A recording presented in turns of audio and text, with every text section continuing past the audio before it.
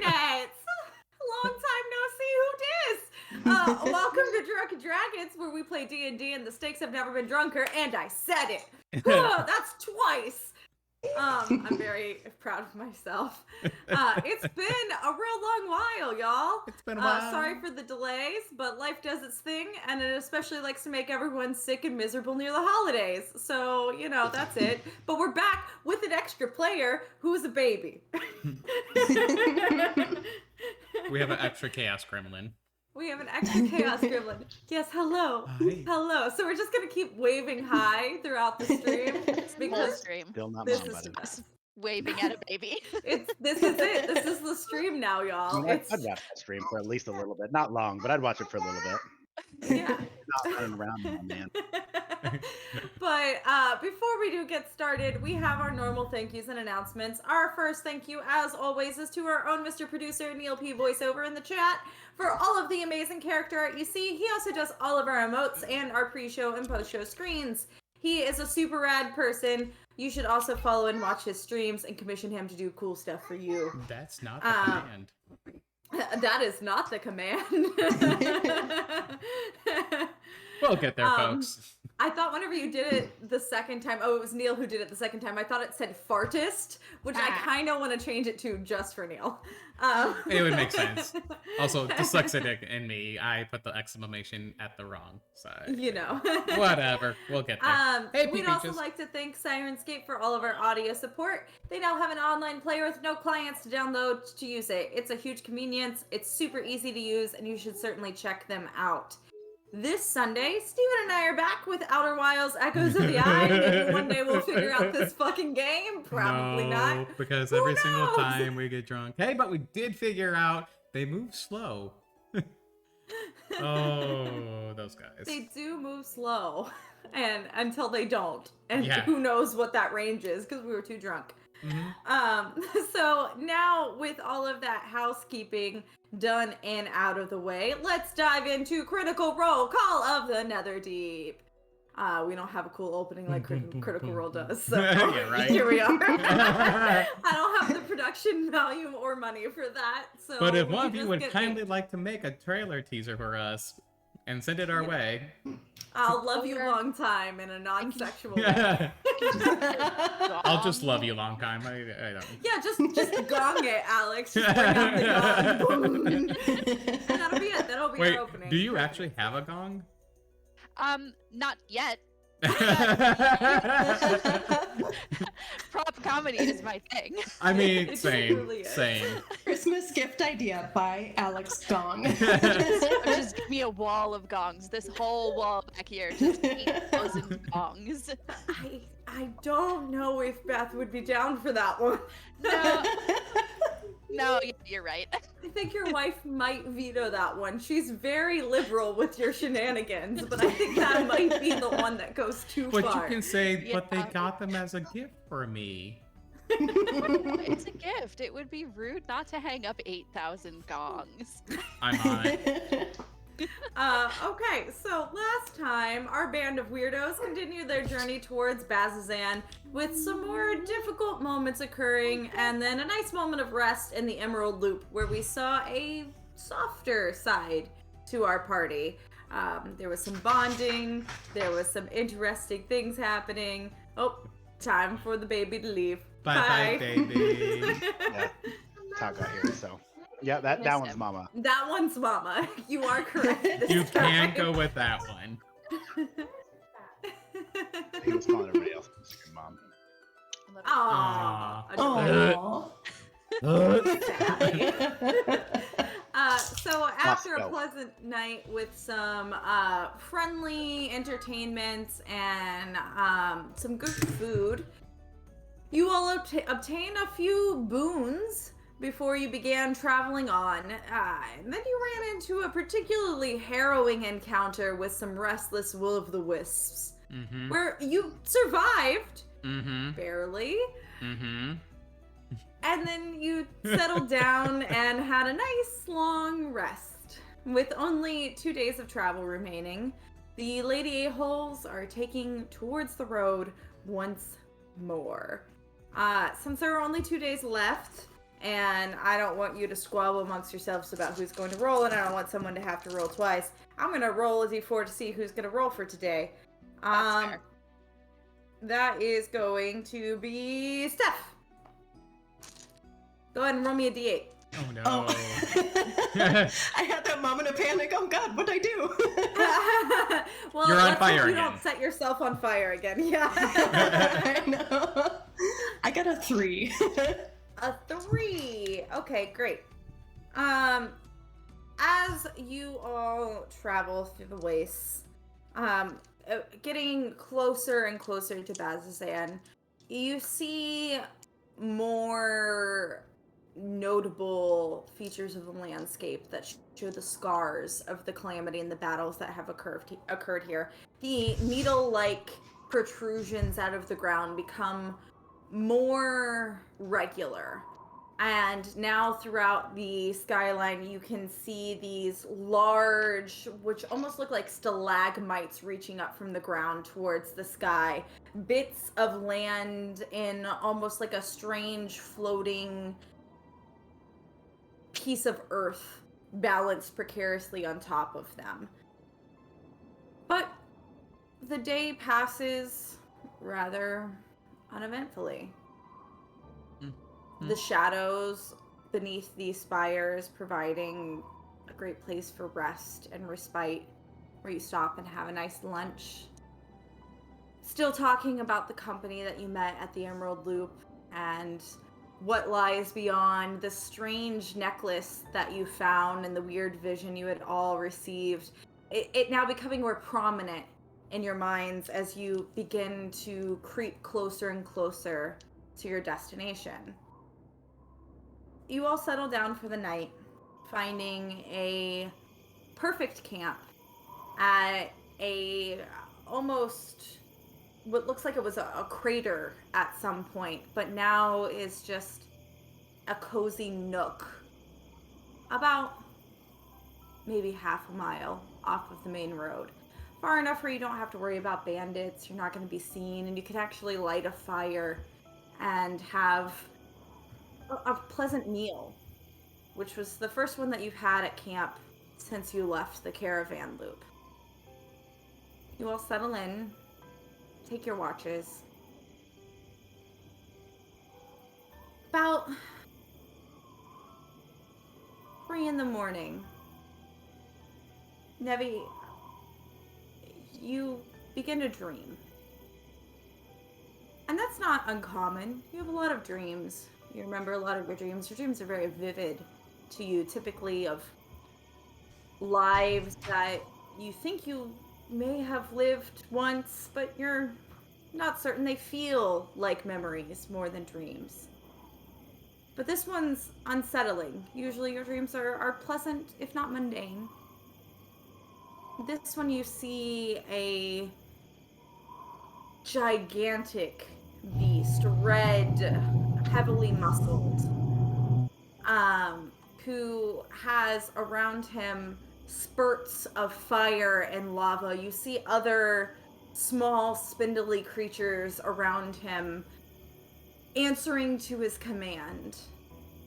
And you awake suddenly as he turns these glowing, molten amber eyes, piercing through you, almost seeing you. And you awake, catch your breath for a few moments. You look around camp. No one's on watch. You don't even see your friends laying there. Their bedrolls are there, but suspiciously empty. You get up, pace around the camp, look, try to see if maybe that they had all awoken to some other dream and maybe gone for a walk or walked away from the camp to have a conversation so as not to wake you. You don't see anyone, but peeking over the crest of the kind of retaining wall that you all had settled into, you see outlined in moonlight that same shape, but different. This time not surrounded by molten lava and fire and strange cronies. You see a field of grass, lush green grass, and flowers growing around him. What seemed like vines curled up these hooven legs, and around the large horns, instead, you see plants and flowers sprouting. Do I know this creature? You're not familiar. He doesn't seem to notice you in the moment. So he noticed me in the lava, and now he doesn't. Now he's facing away from you towards the moonlight, and you can just see the outline of him in the moonlight.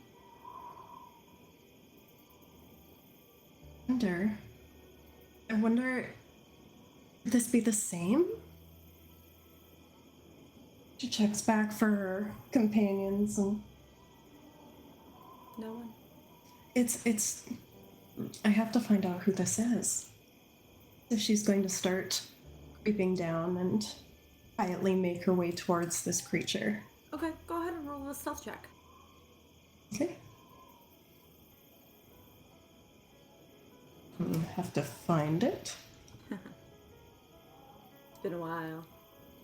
Yeah, I got 15. 15, okay. So you begin walking on very quiet feet across the cracked earth through here.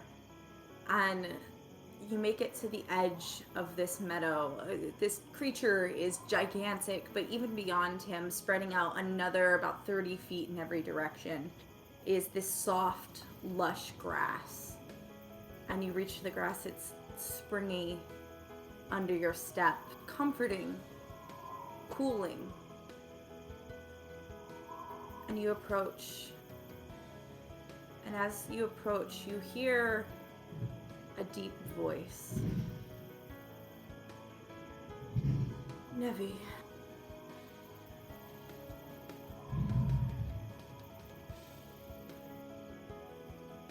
I knew you would not be able to stay away.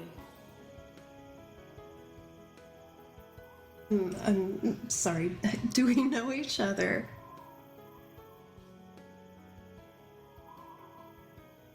I know you. It is good you do not recall. Did we go on any dates?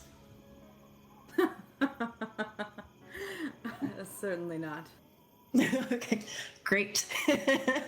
We're already off to a good start. And as they're talking, Nebi's just happily digging her toes into the squishy grass and kind of reveling in the nature. Why are you here? The connection is just too strong. And if it has drawn me to you, it will draw them to you as well. Who are you? What's our connection? I can't risk more.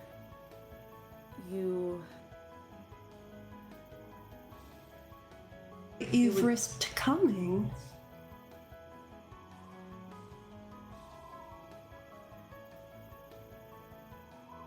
I had little choice in being here.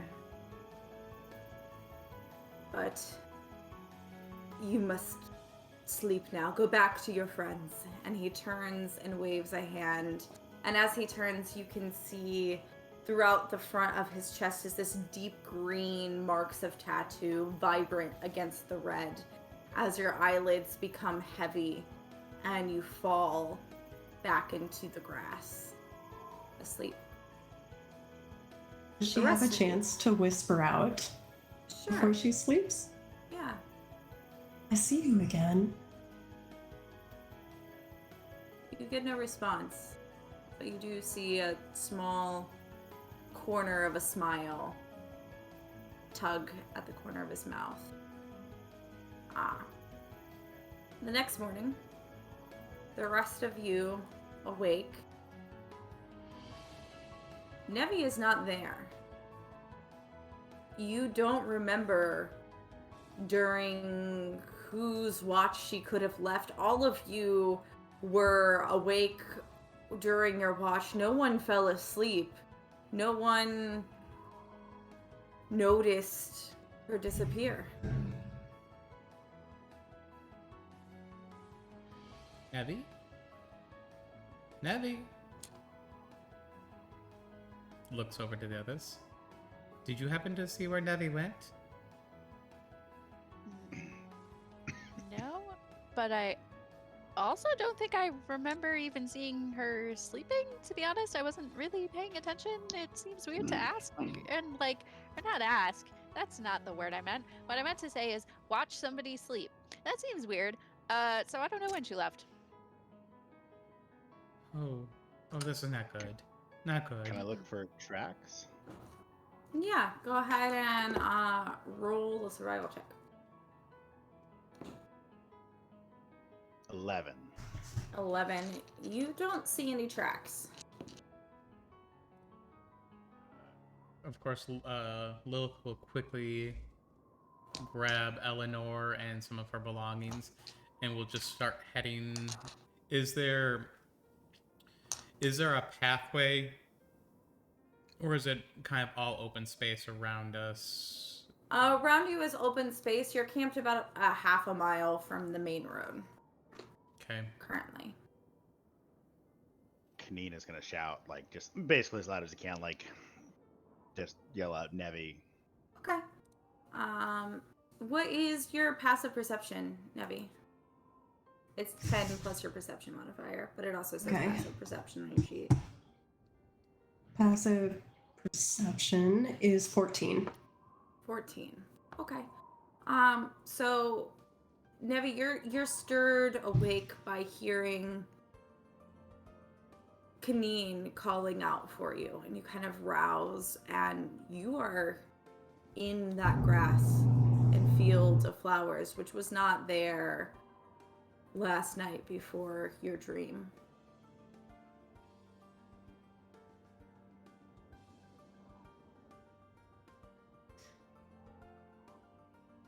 What is this? Just kind of running my fingers through the grass and the flowers. I don't remember any of this. They still haven't found you. You can head towards the direction of the noise if you'd like. Yeah, so Kanina's gonna just kind of keep hollering out, trying to Okay. like I look around will some.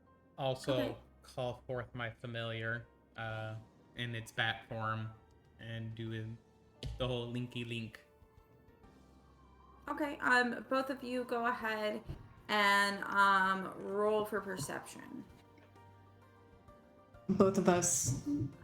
Both Kanine and Eleanor for the Okay. familiar. Not Eleanor. That's your new name now. Apparently now you're the doll. There is no Lilith, only Eleanor. No. Only Eleanor. Kanine, what was your perception? I'm gonna have to step out for a second. That's fine. Because I didn't bring my gin in the room with me, and I just rolled a 1. So Oh, okay. Well, yeah, no. so I'm Kanine gonna go doesn't get that, find and then Kanina's great roll to start this off. Lilith. Rolled a 8. 8. You all search around. You don't even think to look towards over the lip of this outcropping as you all begin looking back towards the road, trying to find some sign of tracks towards the road, thinking maybe someone came and took her in the night, or she slept walked or wandered back that way and was taken. You don't see her or find her. Dr. Ray, being a forest for the trees kind of person, is not looking in the general area and is instead sort of examining the bedroll itself to try to see, A, if it feels warm or cold, or B, if maybe something about the material can sort of give her a sense of what happened, because, she's crazy. Okay, yeah. Make an investigation check. You find biscuits. Probably. I was waiting for someone to follow the trail of biscuits. 13. 13. Okay, so you start going through the bedroll to see if you can find anything. It's cold, stone cold. But as you're going through it, you see what seems like bits of blades of grass in it. And you know there's not any grass around here. And then you notice a few flower petals nearby. So I like scoop this up very gingerly, and I take it to Kaneen, I think, just because why would I consult a child in a matter this important? Seems fair. Eleanor, she no, doesn't want to actually- consult me. Do you hear that? Eleanor No, would like to speak with you. It's actually just because I forgot your character's name wasn't Eleanor, and I couldn't recall what it actually is. I think it's going to be canon now. Lilith will probably eventually die at some point. She's already been on death's door how many times? And Eleanor's going to take her place. I will roll a Just gonna count. reincarnate as the doll. Yep. I get it. No, Lil. Oh. I will remember that. Yeah, so she actually gathers both of them around and is like, "Hey, I found something weird," and I just like hold out my palms with just like flower petals and weird green shit in it that none of us have seen in a really long time. And I'm like, "So, there's green, not weed, just regular green, like grass, not weed, just grass, in her bedroll, and flowers. And I don't know where these came from. But this is like the 4th or 5th time some weird green shit, whether a metaphor or actual thing, has appeared. Don't know what that's about. Anyway, I guess we still have to find her, but here's some flower petals." Kaneen's And gonna stick- grab like a pinch of them and then eat them. Surprisingly good salad. Nasturtiums, you know, He's the gonna- whole he's gonna- plant. Do it and kind of like mull it over and look really contemplative. And be like, yeah. Nevi!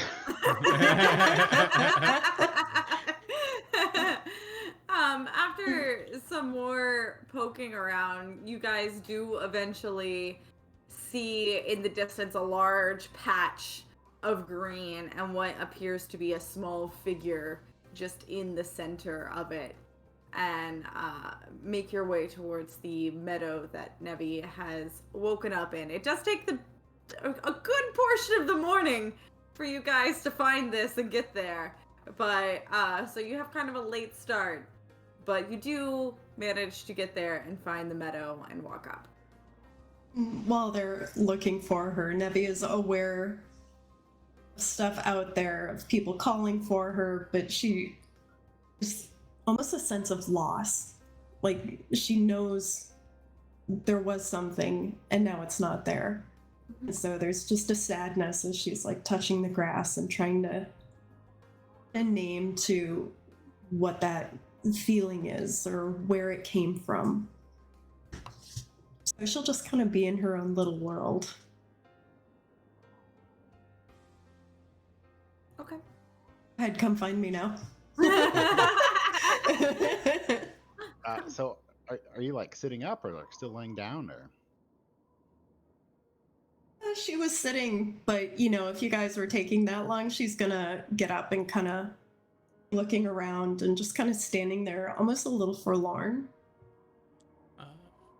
kind of dazed. Oh, I think Nevi's a grass romancer now.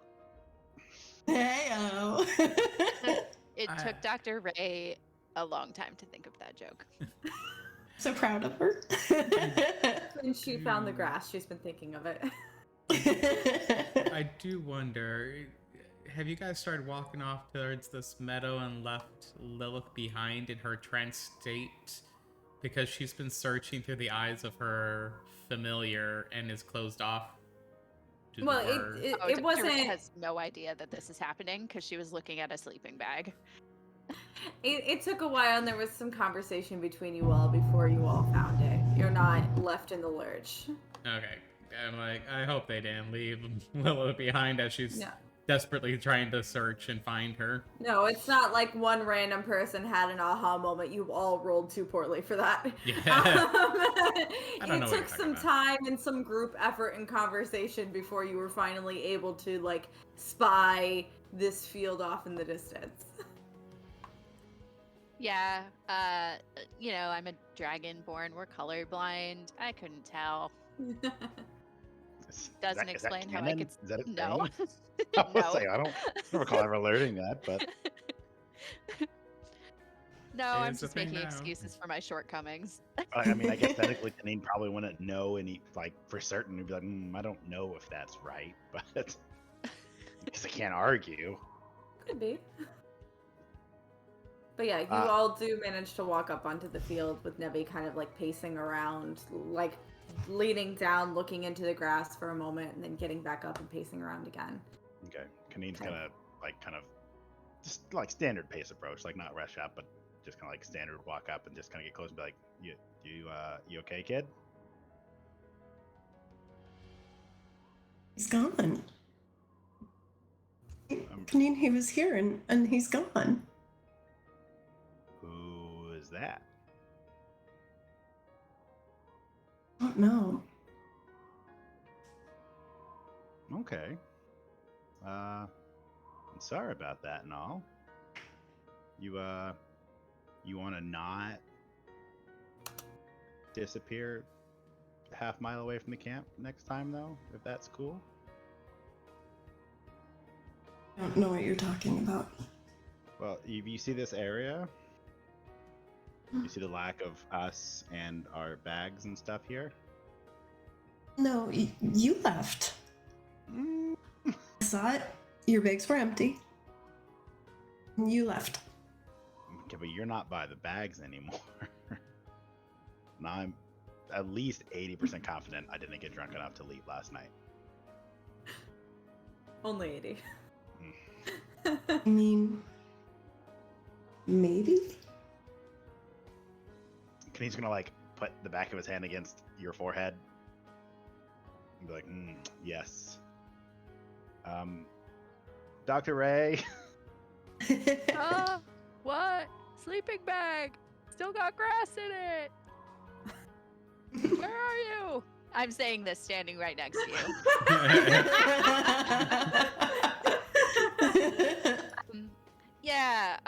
So Nevi, dear, Dr. Ray like reaches into Nevi's like hip bag and grabs a biscuit and gives it to her. Have a biscuit. So all of our stuff, including yours, is way back that way. And your sleeping bag was cold. And we did not fall asleep in a field of grass. I don't know that I've seen grass in like a decade. And there was some in your sleeping bag. So that does support your theory that maybe we're the ones who moved and we were originally in the grassland. But overwhelmingly, I think the evidence does support that you came out here on your own. Who is this man? Or being? Who? Was here? Is Lilith by us? Yeah, she's there too. Okay. Nevi's feeling overwhelmed, so she's just going to kind of turn and find her safe space. Lilith, don't you feel it? Didn't you notice? Lilith will go up to you and pull you down towards her and slap you across the face. She'll pull back right before our contact. Don't you ever leave me. Us. We were worried. I'm so sorry. Nevi's gonna give Lilith a big hug, even knowing that Lilith is not a hugger. She's... They're looking. Off. They're looking. Aww. I know. But And I do not know. Nevi's gonna what reach you're behind speaking her back while she's hugging Lilith, and she's just gonna give Dr. Ray the finger. As a free action. Flipping someone off is a free action, yes. Just like crying. Nevi, what does this guy look like? Don't need to be worried about this. It Tucked around, changed. So he started, I think it was the same. He was very big and very menacing. Lots of red, and there were horrible little creatures around him. I was terrified. And Describe then the it creatures. changed.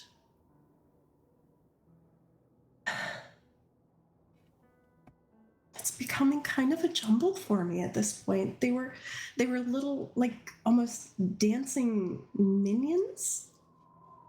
They No. Wearing overalls and one goggle?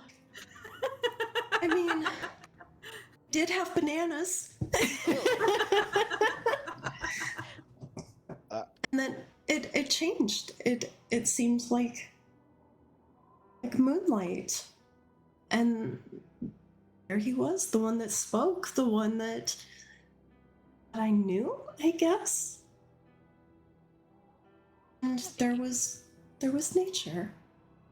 Is this, whether it's the grassromancy or this fellow, has this happened to you before?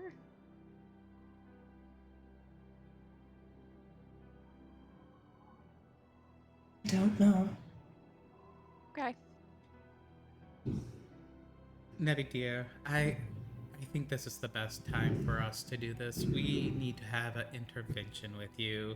This walking off with grass and plants and just wandering off is leading to troubles. You can't wander off speaking to grass people or whatever it is that you saw without conferring with us, especially now with everything that we've crossed. I have literally had my soul sucked out of my body, chomped by a shark. I don't need these happening to you. In my defense, you were gone. Okay, In our defense, we weren't.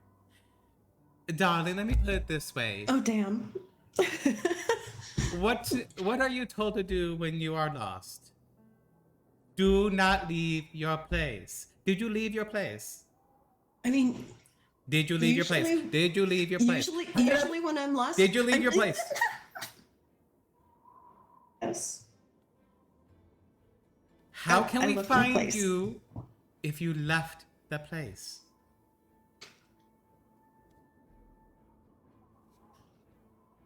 Good rolls. And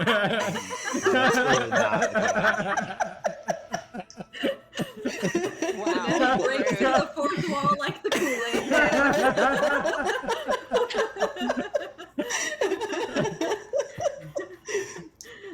Good rolls. We had the good rolls. The bed rolls were by the campsite. You left the good rolls. Well, I had to. And did you get anything useful from it? He said that if he was able to get through, the others would too. Okay, Well, I that don't- doesn't sound good to me. It looks to the others. Does that sound good to you? The others will No. come if I can get through. It sounds pretty Ominous? calamity-ish. Oh, we'll just smash them if they come. It'll be fine. Yeah, true. You do Yeah, have that we- yeah. power. We'll be set. That is the mean, one he power was- I have. He was bigger than you. You're very large. Excuse me? Never Lilith tell will- a man the other guy you saw was bigger than him. Lil don't. steps back away from Nevi at this point.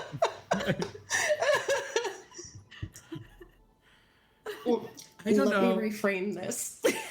I don't know what has happened to you, Nettie, darling, but this man has changed you. You're becoming more mouthy to us, and I don't like what he's done to you.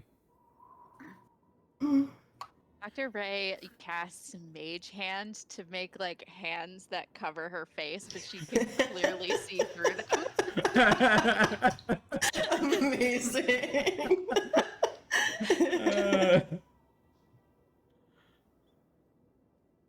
Is there anything Kaneen can roll to see if he, by chance, has ever heard of anything like this weird thing that she saw, dreamt, visioned? Roll a religion check. I for don't me. know why I asked this. Thinking about it now, I'm gonna roll anyways, just in case. But like thinking about it now, like I instinctively like, I should roll something, and now looking like negative, negative, negative, negative, negative. Yeah, just. Mike is like, I don't know why I ask about lore. As he Can I roll rolls, athletics for this? No. For Have an mental gymnastics? inspiration. It's a D6. Maybe that'll help you. Maybe it won't. Yeah, you know what? We'll take it. Yeah, here we go. At least I Stay on think the it's desk. Dr. Ray just sprinkles you with grass. yeah. It's from the sleeping bag, which is wilting. Yeah. How long does that inspiration last? Minute? 10 minutes? 10 minutes. Okay, I'm not gonna use it right now. Okay. Oh, another nat one. Okay. Any ooh, minutes, just swig from the minutes. bottle. Let me grab a cup. Classy here. Oh, they got it on my nose. Ooh, Yep. Oh no. Poor choices. with Hot. some of these discussions during all this, is there a chance that Lilith can take a look upon, these grass leaves that had appeared in her bedroll, and maybe check if there's arcane magic attached to this? Sure. Roll an Arcana check. I'm gonna swap dice. Because I don't know if this is something like a spell or... Sorry, attached to the grass? Well, we found that grass clippings and whatnot in her bed. So Yeah. I was just wondering if that's something that was 16. No, that's a good call. Good call. What was that Arcana check? Sorry. 16. 16. You take a look at the grass and it just seems like grass. She also takes a tastes blade like and grass. just waves at Nevi. It's grass. It is just grass, Debbie. Debbie. Debbie, please. I said Nevi. Did it sound No, I said Nevi. Did it sound like Debbie? It sounded like Debbie. No, I definitely said Nevi, but I'm going to call you Debbie now when I'm angry at you. Here, Debbie. I'm I gonna have to be- hand you a ho ho. Ooh, you have ho-hos? I like ho-hos. But let's say you're... I'm gonna need snack cakes for every stream now. Thank you. But Kaneen's. Oh, sorry. yeah, go ahead. Go ahead. Oh, Kaneen's gonna kind of look around, just completely lost on all of this at this point, as I've just had to put my dice in dice roll for the first time in a long time. He's gonna look at you for a second, but he put his hand on your shoulder and be like, "Look, I don't care that you said the guy was bigger. We can figure that out later. And if so, we'll have to fight him clearly. But we'll that there's a time for that. Until then, if you ever can't find us, just wait. I'll come back for you." It's gonna pat you on the shoulder and then I guess start heading out to the main road and be like, "You should probably get on. We've lost most of the day so far." Yeah. Dr. Ray is perturbed because of the conversation that she had with the dryads the few nights before, and so she's like, but she does say to Nevi, like, maybe this wasn't a bad thing, like, it objectively not great to like sleepwalk into the woods, generally not a good life choice, but the dryads were saying that green is rebirth and you are a druid, so maybe this is a good thing disguised in a not so great thing. I don't know. Let's just move on, I guess. I'm hungry. Nevi's gonna hand Dr. Ray a biscuit. And Thank just you. Thank you. Is this a magic biscuit? Or does it have like Lilith's mood meds in it? Is this how you does it have her Klonopin in it? No, this one just has, it's got cinnamon and cloves and Oh, it's just a amazing. biscuit. One bite. Were there any out of the normal creatures that showed up in this little patch of grass? Are there any little like mice or anything that wouldn't have been in the crappy dry area we've been in. Roll a perception check.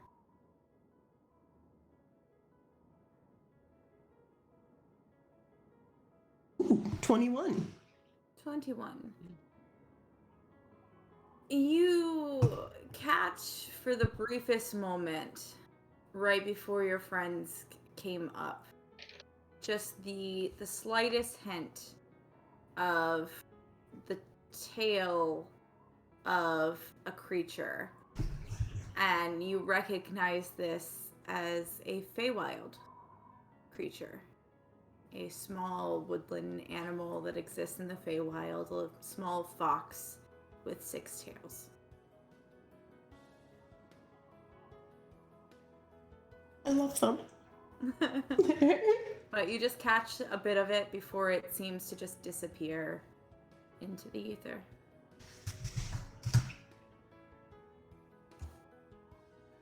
Abby's gonna acknowledge that it's time to carry on, but she's going to go with sadness. And as they walk away, she's gonna look behind her periodically. Okay. You all continue on, making your way back to the main road and heading onwards towards Bazazan and whatever lies there.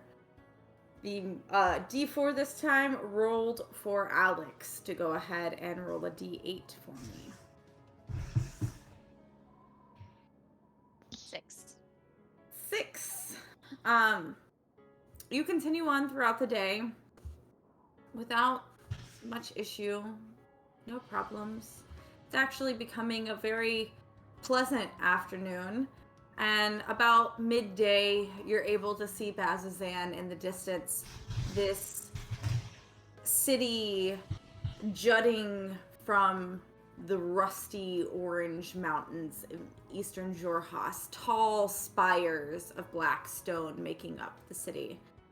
Once known as Betrayer's Rise, this foul fortress from the calamity of a long time past.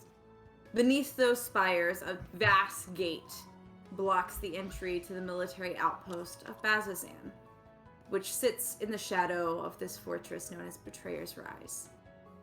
Crumbling and desolate structures huddle beneath these iron watchtowers, and you can see soldiers of the Aurora Watch in their shining carapace-like armor patrolling the tops of the walls of the massive gate ahead of you. As you approach, one guard on the wall barks out, "Identify yourselves!" Well, there's a dragonborn, a Goliath, a child, and a... Yeah, it's woman, child, man, woman, man. Hi? Are you mercenaries? Oh, no. No. Just a traveling band of friends. Well, I hate to tell you all, Bazazan is no place for a traveling band of friends. You must have been turned around. The Emerald Loop is back the way you came. Oh, we came from that direction. We're actually going further. But it does help since we might have got a little twisted around and lost. Do you mind if we come in just for a little bit and camp out? Bazazan is too dangerous for children. He's gonna raise his hand and be like, "I'm not a child."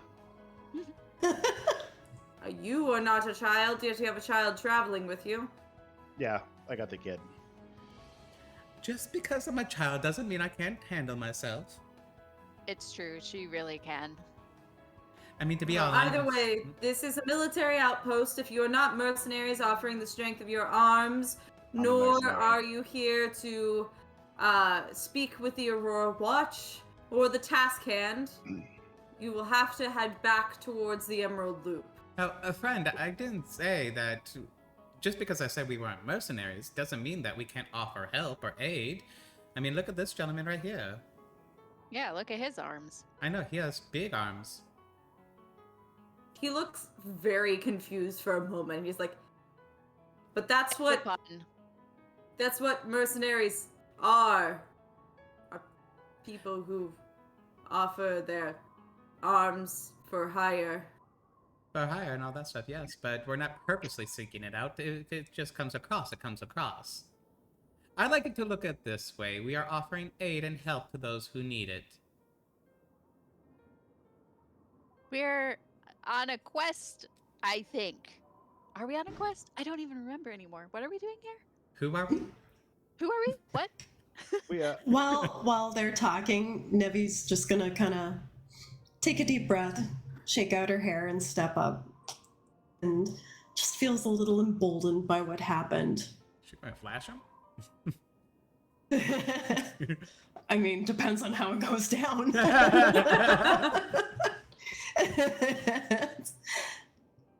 We're here. I have religious purposes. I'm here to speak with your religious order, and it's imperative that I speak with them now, and this cannot go through you. Wow, nice. Very caring of you. I think all of you are confused as to what a military outpost is. You will want divine protection when this all goes down. You do not want to turn us away now. You do not want to turn us away now.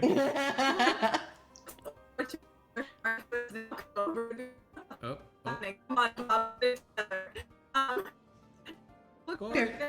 Corey, come back to us!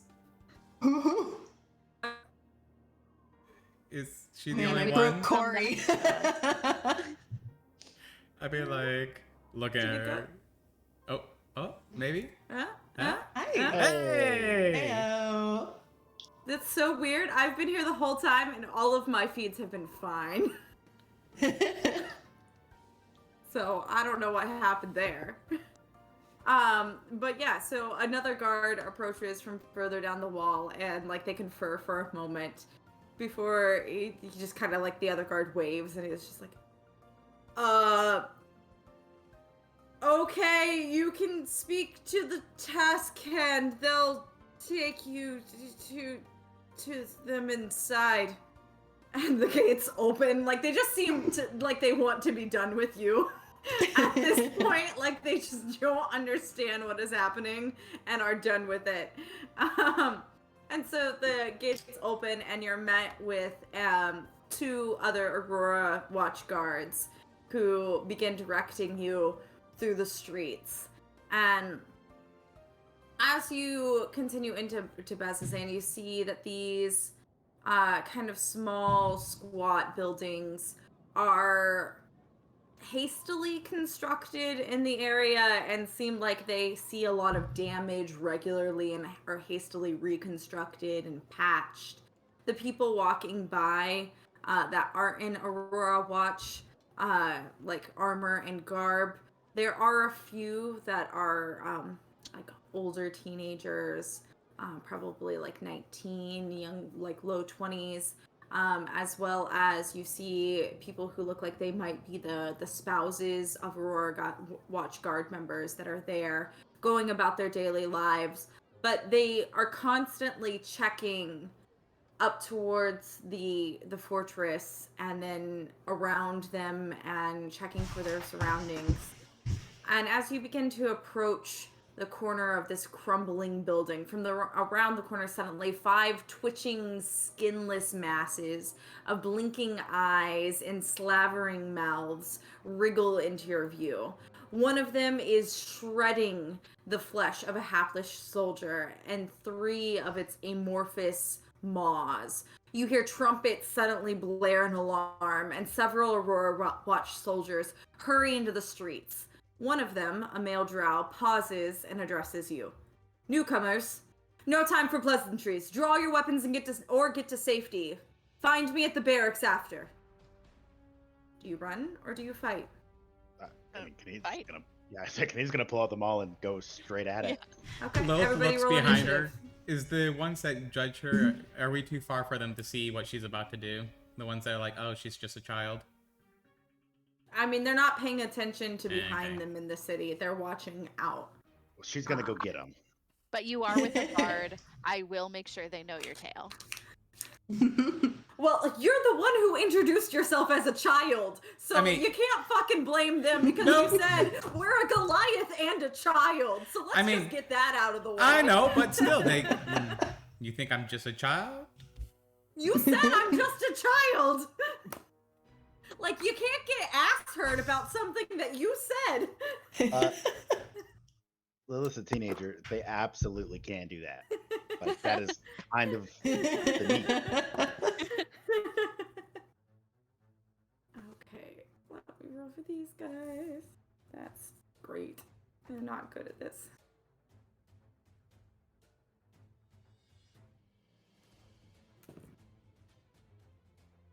Hey, what are these things? You don't know. I would if you told me. Well, wouldn't that be nice? Heard. Now who's the sassy teenager?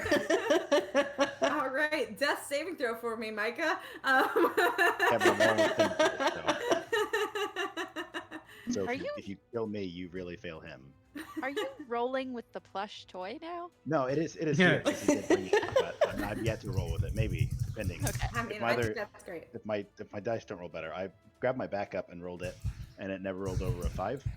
But Wow. so I just immediately didn't. That one doesn't get to come into play. So I mean, you have nothing to lose by rolling with the toy at this point, honestly. It's true. 25 to 20. No? No? Okay. Which one Classic did we us. roll? Sold. I did not roll. I was responding. You rolled initiative. Brilliant. So 19 to 15. Oh. No? Oh, sorry. Kaneen and then Lilith. I got a 19. 19, Lilith. I got 14. Nope, sorry, 15. Math. Jesus. Okay. Look, I Yeah, forgot Jesus to add my 1 initiative to my roll, okay? Of your tangents and your signs. Okay. That brings us to 14 to 10. No. Oh, Oh, 9 to 5. You mean I'm not last for once? Hey, both of you. Let's go Dr. Ray and then Nevi. 7. Okay, and Nevi. 7. Oh, Great. okay. Who would like to go first of the two of you? You're the healer, so I think it's up to what you prefer. I'll go last. Okay. Okay. All right, and then Nevi at also 7. I will always defer to the healer's preference because I am just the fuck around party. We have a permanent chaos gremlin in our party. Yeah, their name is Alex. All Me. right. Oops, did I do that? Very, very first, the drow who spoke to you, he is going to go first. He runs up to one of these amorphous, mouthy, eye creatures. And he is going to make 3 glaive attacks at it. The first one is an 18, which certainly hits them. And then the second one, a natural 20. Against myself. I'm not going to make myself take a shot. I'm going to do more damage. And the last one, I rolled a nat 5, so that's not going to hit. So let's roll the damage for the other 2. I love playing NPCs who do a lot of shit. No, I don't. I rolled a 1 on that damage die, so it does a whopping Nice. 5 slashing. Alright.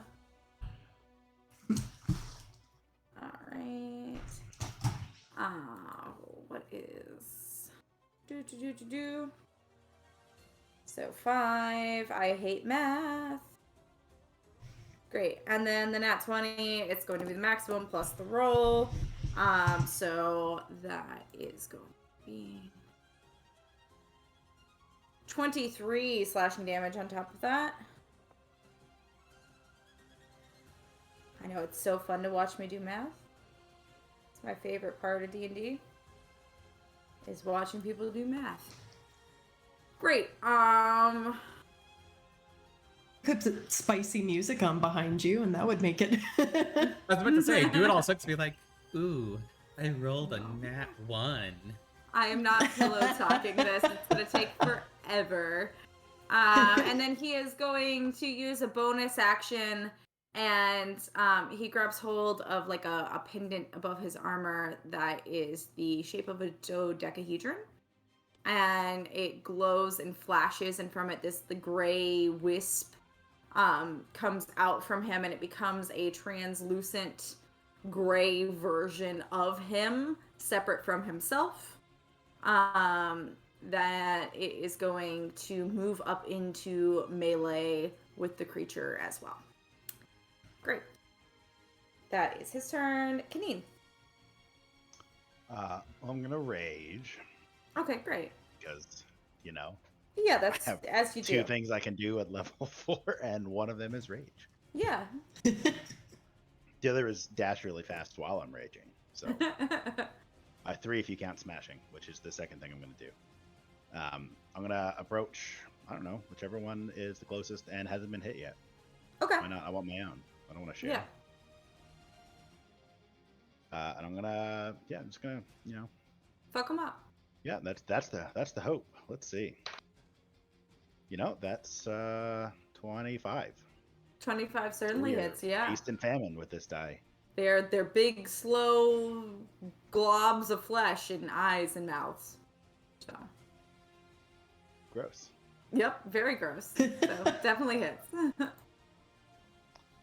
to remember, try to remember what all it hits as.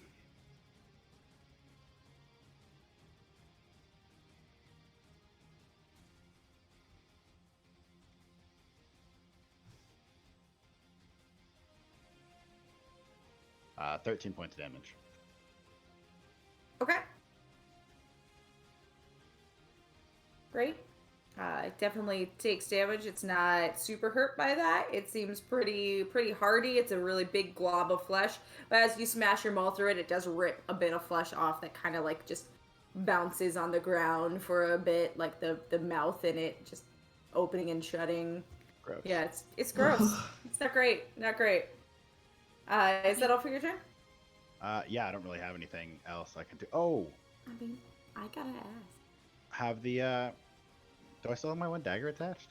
I never took it off. I just now thought about that. You do, yes. What do I need to roll for that again? D100. Make sure it stays attached, and then you get an extra D4 D4, of right? damage. Well, then that is another 2 points of damage, so 15 total. 2 And points. D100, 84. Stays attached. Still got a dagger. I should really attach one of the 30 daggers I have on me. I had the named ones. Maybe I'll put those ones on there if I ever remember. There you go.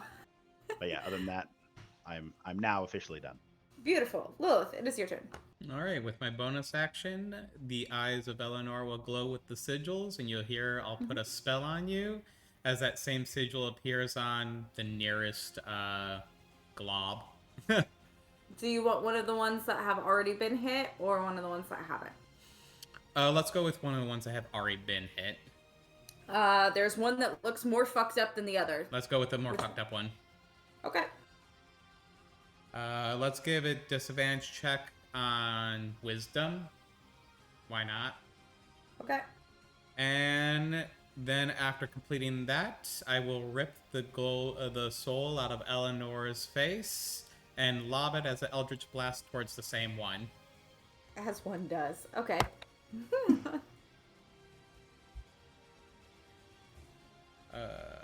That is a 16 to hit. 16. That hits. Woo! Okay, now we They're do big my blobs. math. Yay, math! Right? It's the most exciting part of D&D. So that is going to be 9 damage. Heard. I believe 9 damage. Then it's going to be 2 damage cold. On top of the 9? Mm-hmm. And then Alright, 3 we can do more damage now. necrotic. All right. An additional 5. Gotcha. God, I hate math. Okay, cool. That ends. How close are they to me? They're still probably about 15 feet away. Is any of my party members behind me? I assume that you're traveling near the back because that's what you tend to do, so no. Okay. I'm just going to make sure there's somebody between me and them. So I'll keep my place for now. Oh, there's plenty of people between you and them. Okay, good. I I've assume you learned- travel to the back because that's been the general formation, has been Kaneen, and then Dr. Ray, then Nevi. And then Except for with the will-o-wisps and the whatever. You That's did my that. fault. You had already arrived, you had traveled Look. there in that order, and then you left and went forward. Just like you said you were a child. You did this! That ends my turn. Dr. Ray. Free action mage hand hide again. No. Okay, so how many of these organist masses are we facing right now? There's 5. One Okay. looks really hurt, the other looks slightly hurt, and then there's 3 that are fine. How far apart are they from each other? They're kind of in like one like glob of gross. Excellent. Okay, so I'm gonna take out my gong, Uh-huh. and just cast Shatter through the Ooh. gong, right in the Okay. center of the mass, if possible. What is the radius in that? That is, I believe, a 10-foot radius, but let me double check. Yes, 10-foot radius sphere. Okay, so you can hit if you center it on like whichever one is most central. You can probably hit 4 of them the way they're set up without hitting anyone else, because there is Kaneen and one of the Aurora Watch guards who spoke to you that are in melee. So. Okay, excellent. I just want to pop as many of these eyeballs as I can. Cool. It's a con save, right? Yeah, DC 13. All right. That is a natural 14 on the group con save for them. So, Okay, sorry. well, it's still half damage. And that is 3d8, so now it's my turn to math. Do I have Yeah. 3d8? I only have... Yes, I do have 3d8s. Oh, Woo! good job, me. Good job past me at the dice score.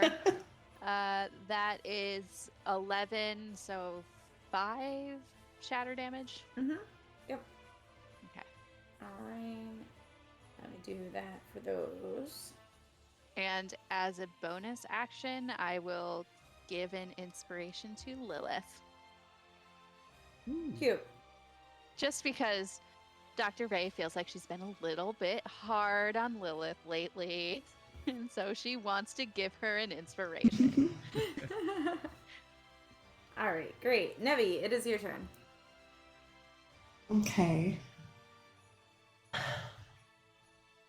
Does Nevi know if Entangle would work on these gross blobs? Do they seem to hold together when they're hit, or do they kind of like are they fine spreading out? They don't like spread out like jello or anything like that, but they are goopy. So you're not 100% unless you want to take some time to figure it out. It would be an action at that point. Okay. In this situation, Nevi's just gonna use a flame. She's just gonna try to crisp these things. Okay. Are you going to toss your produce flame at the one that's the most hurt? Yeah. Hurt. All right. Okay, so that was 12. 12 to hit? Yeah, definitely hits. Mhm. Sweet.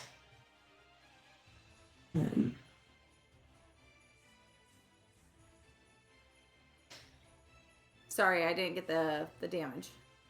8. 8. Okay, I just saw hands go up. The excited number. Aren't you supposed to be able to know what that means? I mean, I thought the mouth said 8, but I wasn't certain. I wasn't going to assume. Great. Is that all for your turn, Nevi? Yeah. Heard. It is the turn of the Aurora Watch Guards. A lot of them in the area start trying to get people into buildings, but 2 of them stay off and like detach and come over to fight. The first one is going to run up to the same one that has been mostly hit and is currently in melee with the first Drow guard who came over. Thanks, Boob, for cashing the dice. And he is going to pull up his character sheet. He's going to make a spear attack. That is a 10 to hit, which actually does hit. And is going to do 8 piercing damage. Not enough to kill it, but getting close. It's looking real bad. And then the other guard is going to run up to the same one and attempt to do the same thing. In a solid effort to take it down. That is an 8 to hit, which misses, unfortunately. The, like, blob kind of moves out of the way of the spear as he stabs at it. Excuse me. Heartburn. And It's a very bitch. last... What? Oh, I was just saying heartburn. It's a bitch when you went. Oh, yeah. And very last is the amorphous blob things themselves, with all of their many mouths and many eyes. No. The first one that is nearly dead is going to make a one attack, a bite attack at the drow in front of it. That is only an 8 to hit, which does not hit. It kind of chomps down onto this plate armor that he is wearing and can't get through it. And then it is also going to rear back, and you hear like a choking sound for a moment before it spits. And it is going to spit right next to Nevi and Lilith. I need both of you to make a dexterity saving throw. Ew. Okay. You're standing towards the back next to each other, so. So dexterity saving, is that different from standard? Oh, shoot. Okay. It's that Saving one. throw should be in the, like, left side of your sheet. Okay. In that column. Pow. Ooh. Yay. Alright. Lilith. 7. 7? 7. Okay. You, Nevi. you do have an 16. inspiration. You do have an Okay. inspiration. If you want to add it. Yeah. That's a D6. D6.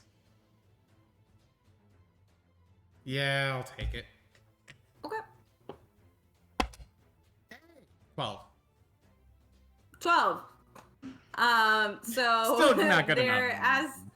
as this like glob of chemicals land in front of you, it splashes everywhere. And Nevi, you're able to turn away fast enough and kind of shield your eyes that none of it gets into your eyes. And it does hurt hitting your skin, but it's not doing any major damage. Lilith, you do not manage to turn fast enough, and you are blinded currently. I will let out a free action, a shriek. Crying is a free action. Great. So that is that first one. The second one, which is in melee with Kaneen, is going to attempt to nom Kaneen. That's a natural 1. Great. That doesn't hit. Thanks. I appreciate you letting me know that the natural Yeah. 1 does not hit. I wasn't certain. I thought Yeah, no, maybe. yeah, I got it right here. That's less than my armor class. So Oh, good. Thank you. Yeah. I'm glad you know how numbers work. Oh, it's been weeks since I did shots. Ugh. I forgot how much I hate those. Okay. Condolences. Oh, it was such a nice break not doing shots. Except that one shot my father made me do with him on his birthday. Happy birthday, Dad. Yeah, Is it Dad was. watching. Happy birthday, Dad. Dad is probably watching. He's He usually is. watching. He's watching. I Oh, see hello, you lurking father. in the shadows. hi, Dad. He's usually here. But yeah, he had me do a shot of Grey Goose with him on his first birthday, and Grey Goose is good, like for what it is. I just suck at shots. But yeah, so it does not get Kaneen at all, but it is also going to spit another glob. It is going to spit this one on the other side of the two Aurora Watch guards, who are going to attempt to turn. One of them succeeds and one of them fails, so one of them is currently blind. Dupe. Great. Blind. And 2 is not blind. Great. So that is 2, 3. It does not have anyone in melee with him, so he is going to move up and is going to wedge between Dr. Ray and Kaneen, the space left there where Kaneen rushed forward. I say wedge, but it's not really wedge. There's still 10 feet between you and the creature. It's just between you two now. As it will flank with the other creature, so it will have advantage on its bite attack against Kaneen. You look confused by this, Kaneen. No, I'm not confused by that. But in theory, while it is flanking me, it has now forced itself to also be flanked, correct? No, because there is a gap of 10 feet. They were 15 feet away from you, and you moved up, so now there's still a 5-foot gap.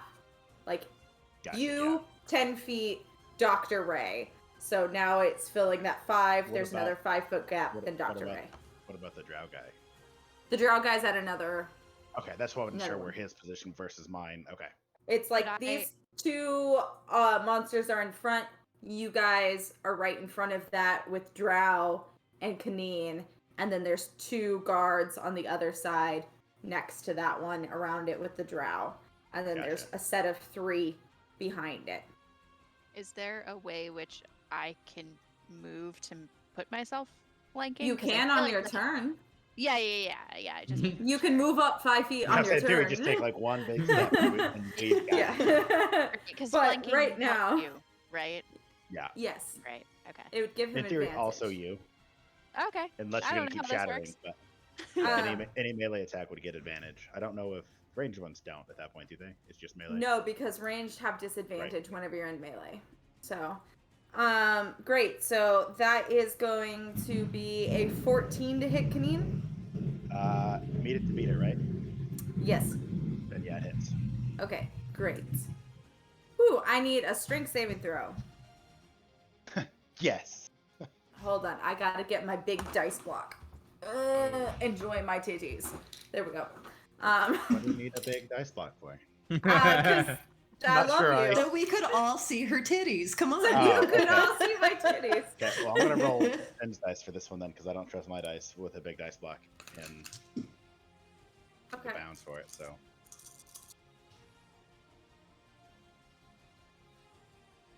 it's a 19. 19. Okay, great. Yeah. You said strength check, right? Yes. Sorry, strength save No, or I check? said strength save. Sorry. Okay, yeah, 19. Sorry, I got backwards. But that is literally like one of the highest things I can roll, and the only time you've had a strength save, so I appreciate it. You're welcome. So you take 14 piercing damage. Piercing? No, I take 7 piercing damage. Yeah, because you're you. It's fine. And like the force of the chomp kind of for a moment sends you to brace yourself.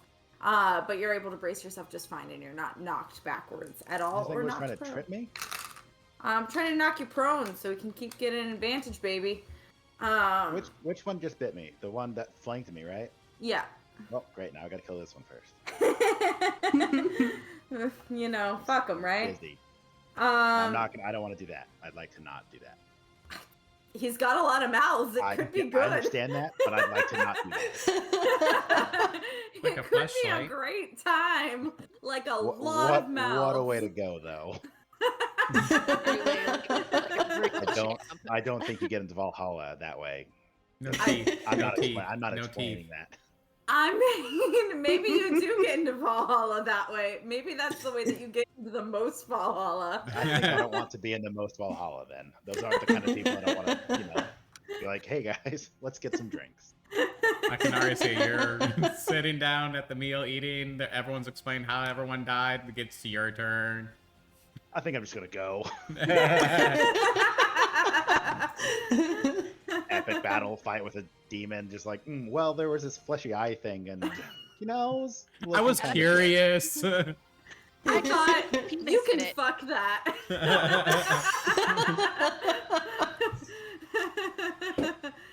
Which, to be fair, is not wrong. It doesn't really make it right, though, is the problem. All right, so it's the fourth one of these fleshy Mhm. blobs' turn. Mhm. It is going to sidle up next to one of these Aurora Watch guards, getting behind it, so it gets advantage on this. But I roll a 2 twice. Why? Okay, cool. That doesn't happen. And did you just call it a fleshlight? I did. I I did. did. I feel like that was established. I hate everything. Hi, Dad. Hi, Dad. He's heard words come out of my mouth in public with him. So I have a very strange relationship with my parents. It's fine. I'm an only child, and we were a very open family. Great. So the last one is just gonna hawk his loogie over at the between the drow and Kaneen. So I need a dexterity saving throw. Ooh. Can we go back to strength? No. I don't So know. the drow Dexterity. succeeds. What was Kaneen's? Do I just get a pick? I succeed. What- I got The a. drow rolled a 13. Oh, well, then I So- also succeed because I also rolled a 13, but I There wasn't you sure where go. that hit. And I was getting real nervous. You if I go just blind- succeed. I will keep swinging. Oh, you mean We it was know. We one- know from past encounters. We're aware. He will not stop. The problem is he hits very hard and he does not want to damage other people. This was the problem in the dark that got a lot of people scarred mentally and physically. The pre-game game where people found out, shit, we can die. Well, that's when we found out, maybe more of us should have had dark vision. Yeah. We learned a lot of lessons in those 3 pre-game games.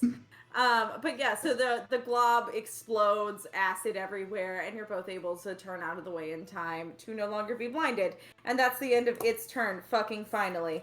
It's now the drow's turn. He is not blinded, but he is going to... He is going to keep his echo engaged with the current flesh sack and is going to move to flank behind Kaneen in front of Dr. Ray, and is going to attack that one. That is going to be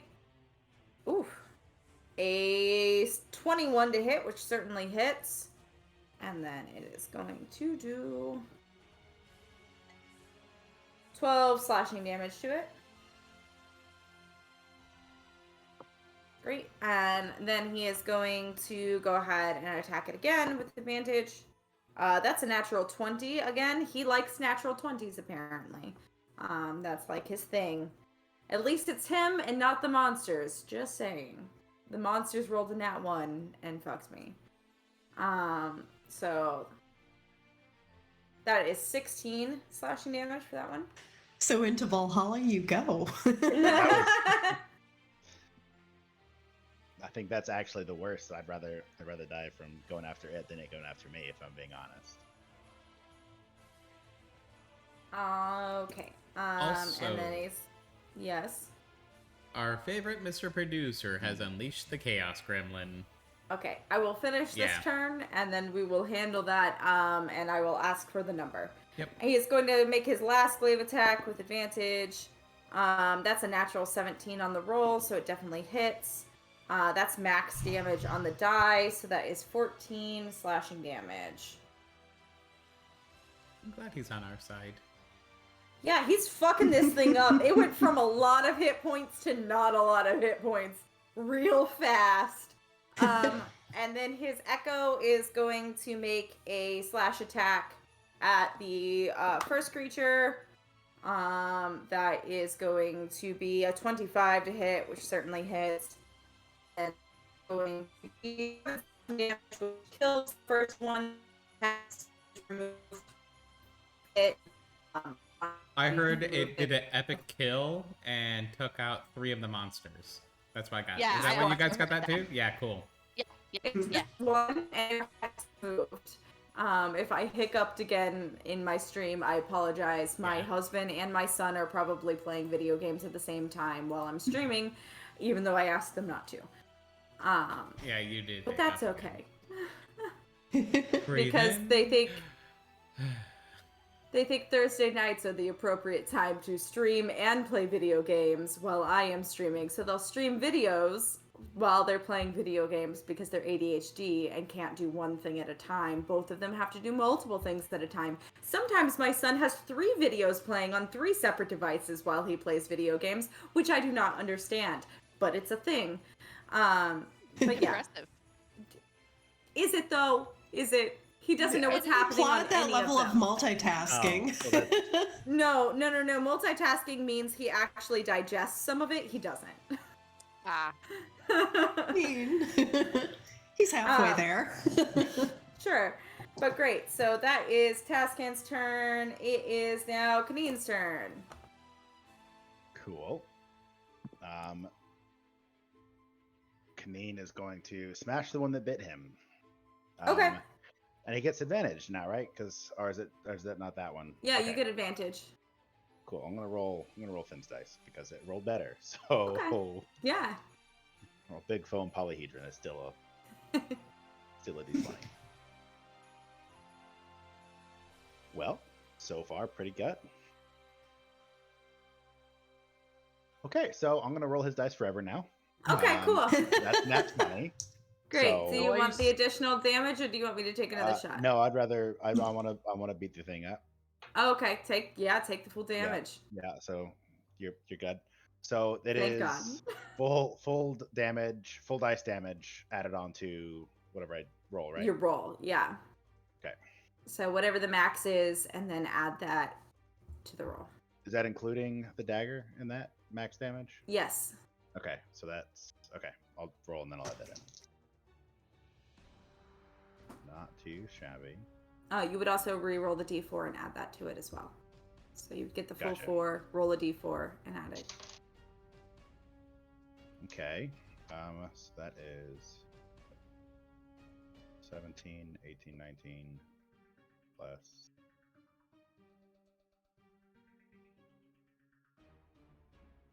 Hold on, I'm trying to make sure I'm doing this right. Because the number's higher than I thought it was going to be. Okay, so base damage, Maul Dagger is 2d6 and a d4, so that's 16 automatically. Correct? Yes. Okay, then. So yeah, I did actually just. Okay. And then you roll so 2d6 that'll be and a 35. d4. And add it. 35, great. So you bring down your Maul Dagger combo onto this fleshy pile of mouths and eyes, and it just squishes like a watermelon out everywhere. And the drow behind, now that you can see clearly, now that the fleshed thing is just a sack of goop on the ground, looks very impressed. He's very impressed. He's pleased. Great. Is there anything else you would like to do?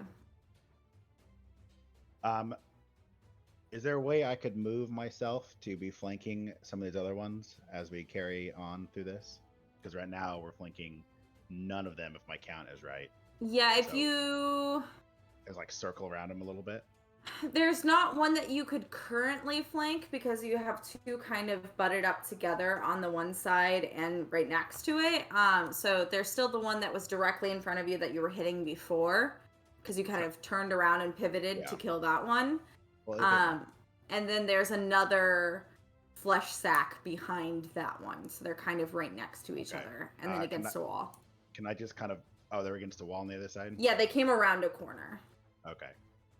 So I cannot just like pivot myself to the other side of them to where other people could get up and potentially flank.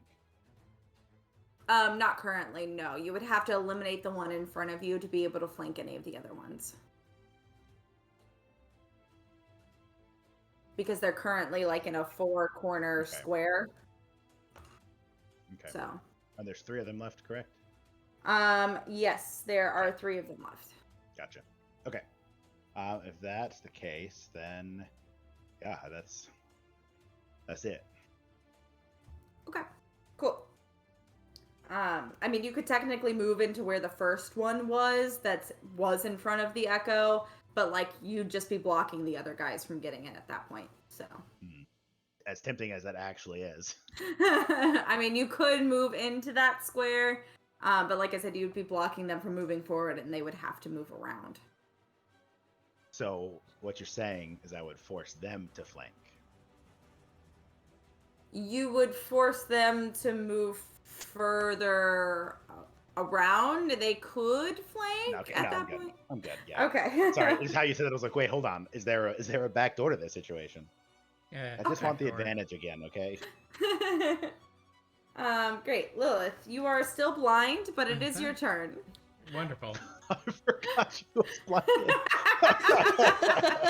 Poor Lilith. I don't mean to specifically go after her. I just go after the back of the party who doesn't normally get hit, but... It's fine.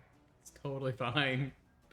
It's like a running joke now. I So I gotta feel keep like- doing it. Just wait. When Lilith finally kicks the bucket and Eleanor comes in to take her place, just you wait. Gonna be more sassy or...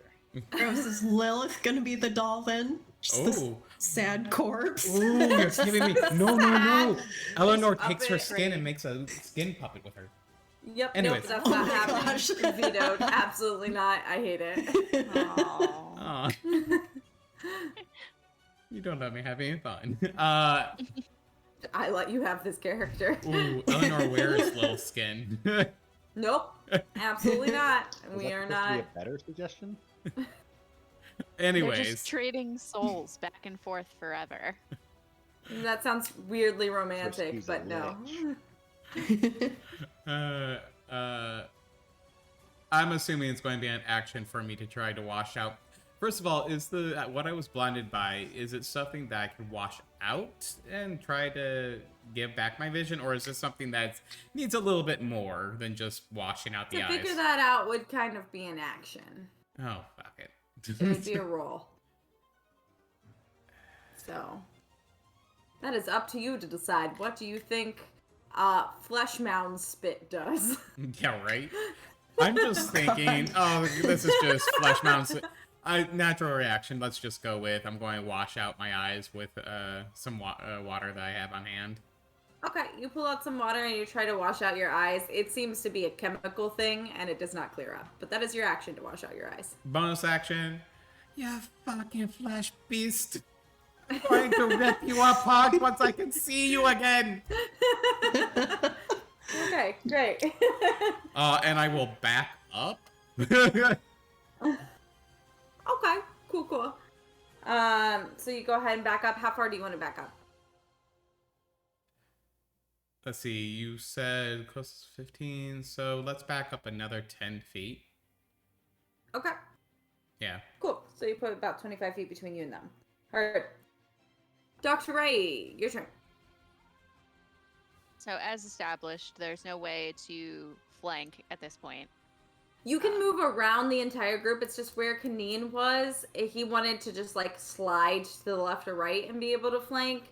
And so he didn't leave the threat zone of that one, which wouldn't have been possible. But you're far enough away that you can move around the entire group and set up for a flank in a little bit. Do that, and while I'm doing it, or once I get to my final destination, I will use one of my daggers to repeatedly poke one of the eyeballs. Okay. Actually, I'll do it with both daggers. I can do that. Okay. So you move around until you're flanking with the echo of the drow. So, and then you've got your dagger, so you could go ahead and poke. So does You- this give advantage now? Yes, you do have Well, advantage. You and the well, so- echo have advantage. So this first one is with Grudge of the named daggers. I love that they have names. Yeah. That is 18 to hit 18 certainly hits, yeah. for 7 pointy damage. And 7 this is for pointy. Pierce. 15? 15 hits, yep. Great. For also 7 pointy damage. 7 pointy. So much math. Great. Cool. It's looking worse, but not bad. Fair enough. Cool. Is that all for your turn? Yep. Great. Nevi. Nevi is gonna scoot over to Lilith, Okay. and then she's gonna drop protection from poison all over Lilith's head. Okay. You are super protected from poison. You weren't poisoned before, but now you won't be. Okay, so Still blind. Good, I did cast. Hey. Great. So that's your action and a little bit of your movement. Is there anything else you'd like to do? I'd like to grab a dagger in my other hand. Okay. You pull out a dagger, stand threateningly. Yeah, so it is- menacing. it is the 2 guards' turn. The blind one is going to attempt to remember where where the thing in front of it is, and is going to slash at it with its spear. That's real sad because the first roll was a natural 20. But the second roll in the disadvantage is going to be a 17 still to hit, which certainly hits. And then it's going to do 5 piercing damage. Which isn't a ton, but it's something. And that's going to be his turn. The other guard is just going to slash as normal. Yep. So was that great. That's going to be 8 to hit. And so he misses, unfortunately. Cool. His turn. We are now back to the flesh blobs. Lilith, your eyes begin to clear up and you can now see again. Same thing with the guard. This is also just a reminder about the Chaos Gremlin. Yes, thank you, because I did forget. So I'm gonna do that now. What was the number? 5. 5. Well, oh no. Yeah, they catch us on fire. I would like to say that as my vision comes back, the pupils of my eyes are glowing red hot. Red hot. Very edgy. It's red contact starling though. Oh, okay. That's Nice. So it's a forced edgy. Yeah. I like to think hot topic edgy. Yeah. I was right there with you. Okay. But I am Actually, I know about his pissed line. at this glob. So Kaneen. I don't want to catch on fire. I didn't say you catch on fire. You said you catch on fire. But Kaneen, you for a moment swear you see out of the corner of your eye this small imp show up, and it points and laughs, and then gives you the bird, and disappears. Can I use a reaction to flip it off as it leaves? Yes, you can use a free action to flip it off as it thank you. leaves. I'd like You to do guys that. just see Kaneen flip off nothing. Before Kaneen, you suddenly have this like cold rush through your body. As you are taken over by the intense urge to be a teenage valley girl. we've already established I can do the Valley Girl voice. I'm sorry, you gotta try again because it's the funniest option I could think of. Best chaos gremlin ever. Oh my god. Is that So the entirety of it? Like nothing else? So I'm gonna smash these things as a Valley Girl because I can do that. I mean, Valley Girls smash all the time. you gotta figure out how a Valley Girl would. Oh. Corey? Come back to us, Corey. Come back to us. Don't go towards the light. Corey? Oh no. Corey! I hear your voice, Corey, but I don't see you. Oh, you're just hey! Hey! Winning! I said you have to figure out how a Valley Girl would smash, and then everything froze, and it was like, oh no, it happened. Great. So yeah, you gotta figure out how a Valley Girl would smash, or how a Valley Girl would act surrounded by a bunch of mouthy flesh mounds with eyes. Oh man, and I just impressed the drow guy too. Yeah, you did. Going down the dream. Great. So that is that. It is now the monster's turn. I could get rid of the chaos table because that's done for the time being. You could re-roll and we could try this again if you. Nope. No, that's what happened. That's what came out, and then I rolled the d4 and it landed on you. I'm sorry. I would say I don't make the rules, but I do, and them's the rules. Great. The ones that are left, the one that is directly in front of you, Kaneen, is going to try to take a chomp out of you. That's a natural 20 to hit. Unfortunately, does not hit. Divine protection against crits. Yeah, Valley Girl protection against crits. Yeah. Who knew? It's an even, and I can't even, so I'm gonna need you to reroll until it's an odd one. That was good. That was good. I've got to give you a disadvantage roll because of that, and I'll roll again. Hey. It's still a natural 16, though. I was gonna say 20. I was like, damn it. For a 18 to hit, but at least Yeah. you're not going to get the natural 20 Yeah, now. I'll take it. You know. I need Yeah, you another take it. strength saving throw. Oh, okay. You're definitely going to take it. Like no stats are affected, just my entire mentality and personality and everything. Stop rolling so many dice. I'm sorry, but you're not talking like a Valley Girl. Can you please try God. to do the Kaneen voice? is not. Kaneen is the Valley Girl. I assure you, I have not been possessed sitting in my house. Listen, Micah.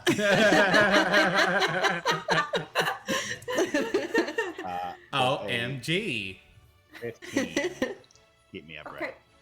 So yeah, you get the chomp, but you manage to stay standing. That is, however, going to be 25 piercing damage. Oh, what is happening? Fuck, I half am- of 25 is a lot. I am glad I am not up there. As it chomps, and kind of the mouth within the mouth chomps down and grinds into your flesh. You know, I'm actually probably going to go ahead and use Stone's Endurance on that. Okay, heard. So have that half. Yeah, because that is still, even half of that is still 12. Oh no, it just, it does, I roll a d12 against it and take off. Oh, whatever. okay. So in I theory, thought it halved again. if I max, and I don't believe so, I'll double check that real fast. Yeah, 1d12 plus 3. I only get 2 per long rest. Because even half of that is still 12, and that's a lot after Yeah. taking hits. I have Yeah. a feeling I'm going to get hit a lot more before this is done. It's an 8 and 3, so 11. Okay, cool. 11, so you I take 1 negated- point. Yes, I negated most of that one. Cool. Cool. Can we not? Can I not get bit again? I say that as I thrust myself in the middle of the battle. Great. So that is that one's turn. That one's dead. It is the one that is now between Dr. Ray and the Echo. It is its turn. Okay, it is going to turn around and take a chomp at Dr. Ray. That is going to be a 15 to hit. Meets it. Okay, great. I need a strength saving throw. Cool. I do think I have a thingy. I have a thingy. Hold on. Thingy? A reaction. We all have a thingy. Yeah. I don't have a thingy. You have a Um, different type of thingy. I can use Vengeful Assault. When you take damage from a creature in range of a weapon you are wielding, you can use your reaction to make an attack with the weapon against that creature. Okay, cool. Still gonna take damage, still need that strength save. That's fine. I've only taken Just damage gonna this one time. bite the shit out of you, and you're gonna poke it in the eyeball. What was the strength save? Take a drink, please. Ooh, a nat 20. Wow. Okay, cool. So you do not fall over prone. Yay! There we go. I'm bottom heavy. It's that big ass. Yeah.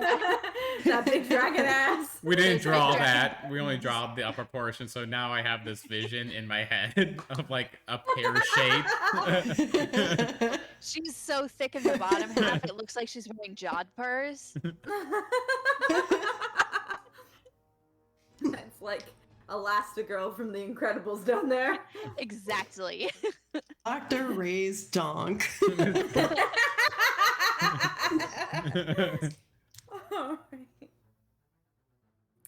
That is going to be 18 piercing damage. 1-8 piercing damage. That's fine. Whatever. I'm fine. I'm cool. So now I'm gonna attack it back Great. with my dagger. Great. Do it with grudge because I'm cranky about this. Yeah, you're holding a grudge. I get it. It's fine. Was that another nat 20? Yes, this die is the one that has been giving me simultaneous, or not simultaneous, Back to back ones. Oh, So, okay. mhm. All of it's boiled over now into 20s. Yes. Do you want another shot, or do you want the max damage, or do you want a beneficial effect? What is it looking like? It's fine. It looks fine. It's had some hits, but not much. It's fine. Here's the thing: max damage from a dagger is like 14 points, so I'll take the beneficial effect. Okay. So go ahead and roll the damage on that. 5. 5. All right. Doop. That's gonna be 3. I have 4.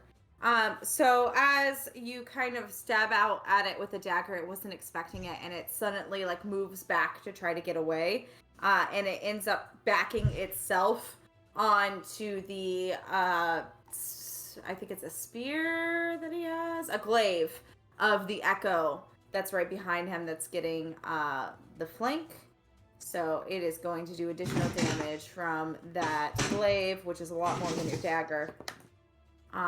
So that is going to be 14 additional slashing damage, and it is now restrained against that dagger. So its attacks have not dagger, glaive. So its attacks have disadvantage at this point, Great. and everything against it has advantage. Awesome. Let me do the math. I hate math, especially when I'm buzzed. Cool. That is that. Did I just do the math on the wrong one? I did. Yup. I shouldn't be allowed to have paper. Votes for the night. Because it's not going well. Math is hard and I hate it. And I have to do it a second time. It's starting to look real fucked up. It looks bad now. Yep. Nice. Great. That's that. And then it's the last one's turn. The last one's kind of in a corner all by its lonesome. So it's gonna move around back behind Dr. Ray and then to the like immediate right of you. So it's in melee with the 2 guards and you. No one's like flanking it, and it's not flanking with anyone at this point, but it's just kind of to your immediate right.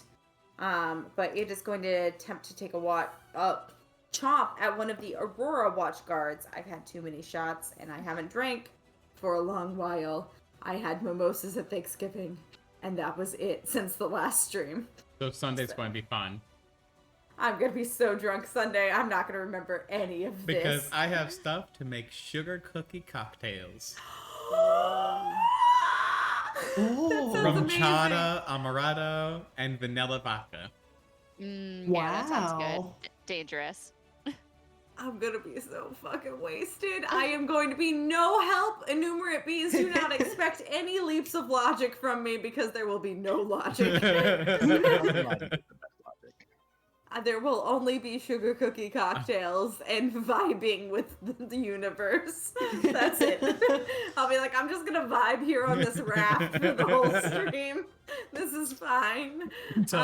Yeah. Just let me know what kind of snacks you want. I'll make sure you're covered. Ugh. Anything with beads, it's fine. Oh God. I just, Actually, no. We've Protein. had beans and been sealed in a tent together. It's fine. it's fine. Bees. Beans, I yes. thought you said bees. I was a Oh. bit confused. Also, but that you I could- love honey. Yeah, you could eat a bee. It's fine. Yeah, Nom, that's nom, what's nom. in a bee, right? Honey. But That's, nom, you nom. just chomp on it. It's just honey, right? That's not how this absolutely. works. That's not how any of this You works. squish bees to make honey, right? Yeah. Yeah. You milk them. I was about to actually. say, is there a Okay. bee milker out there? They're very little tiny. Well, that monster misses terribly, so there's that, and I can't focus now that I'm drunk. So here we are. It is. Name of the It is game, now folks. Yeah, it is now the Drow's turn. He is going to run all the way around to get into flanking now that it is open with Kaneen. So Kaneen, you now have flanking with the monster in between you. And he is going to make his glaive attacks with advantage. That first one's a natural 18, which certainly hits. And then I need to find where my D10 went to. There it is. That is 10 piercing damage because I rolled poop. Great. And then he's going to do his second attack at advantage. Great, another natural 18 and another 10. Why? Fine. All right. Why won't you just die? This is so much math. And then the last time. Kitty. That's a natural 19 on the second roll. And then that is going to be 12 slashing damage. Not dead yet. So close. It's so fucking close. I have 2 columns of math. God damn it. And so that is that. His echo is going to go as well. He's currently got a thing on his glaive. So he's just gonna punch it. Because why not? That is 12 to hit, which actually hits. Good job, man. And since this is an unarmed strike, he just does 4 damage because that's his strength modifier. So that is 4 damage to that guy who looks more fucked up and on death's door. About as fucked up as the other one. Cool. There's that. And then we are on to Kaneen. Valley Girl Kaneen. Yay.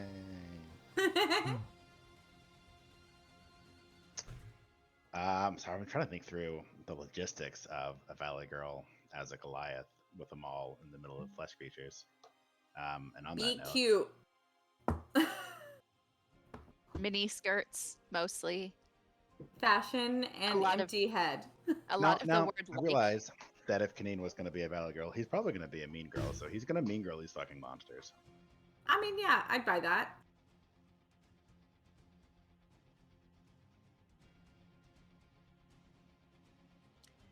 I had Reach to down stand deep out. for those I improv know. skills.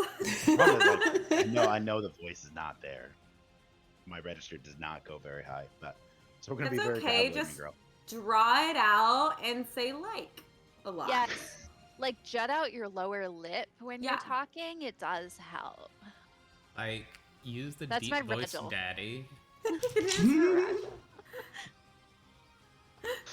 Well, Kaneen, having seen the imp from that has followed him around for a while, on occasion. Is going to, I guess, so he's still got one right in front of him, correct? That one is still kicking? Yes. Okay. He's going to look at it. His entire face is going to physically change to just pure disgust and it's kind of hatred. You know, kind of like Lilith's standard look. Yeah. I mean, Well, yeah. just a posh valley girl. It's fine. Just kind of like take them all and just kind of like try to kind of do like a poor swing at it. Not like an actual smash, more just trying to like bat it away. Okay. Almost kind of like a croquet type swing, just kind of like sweep, kind of.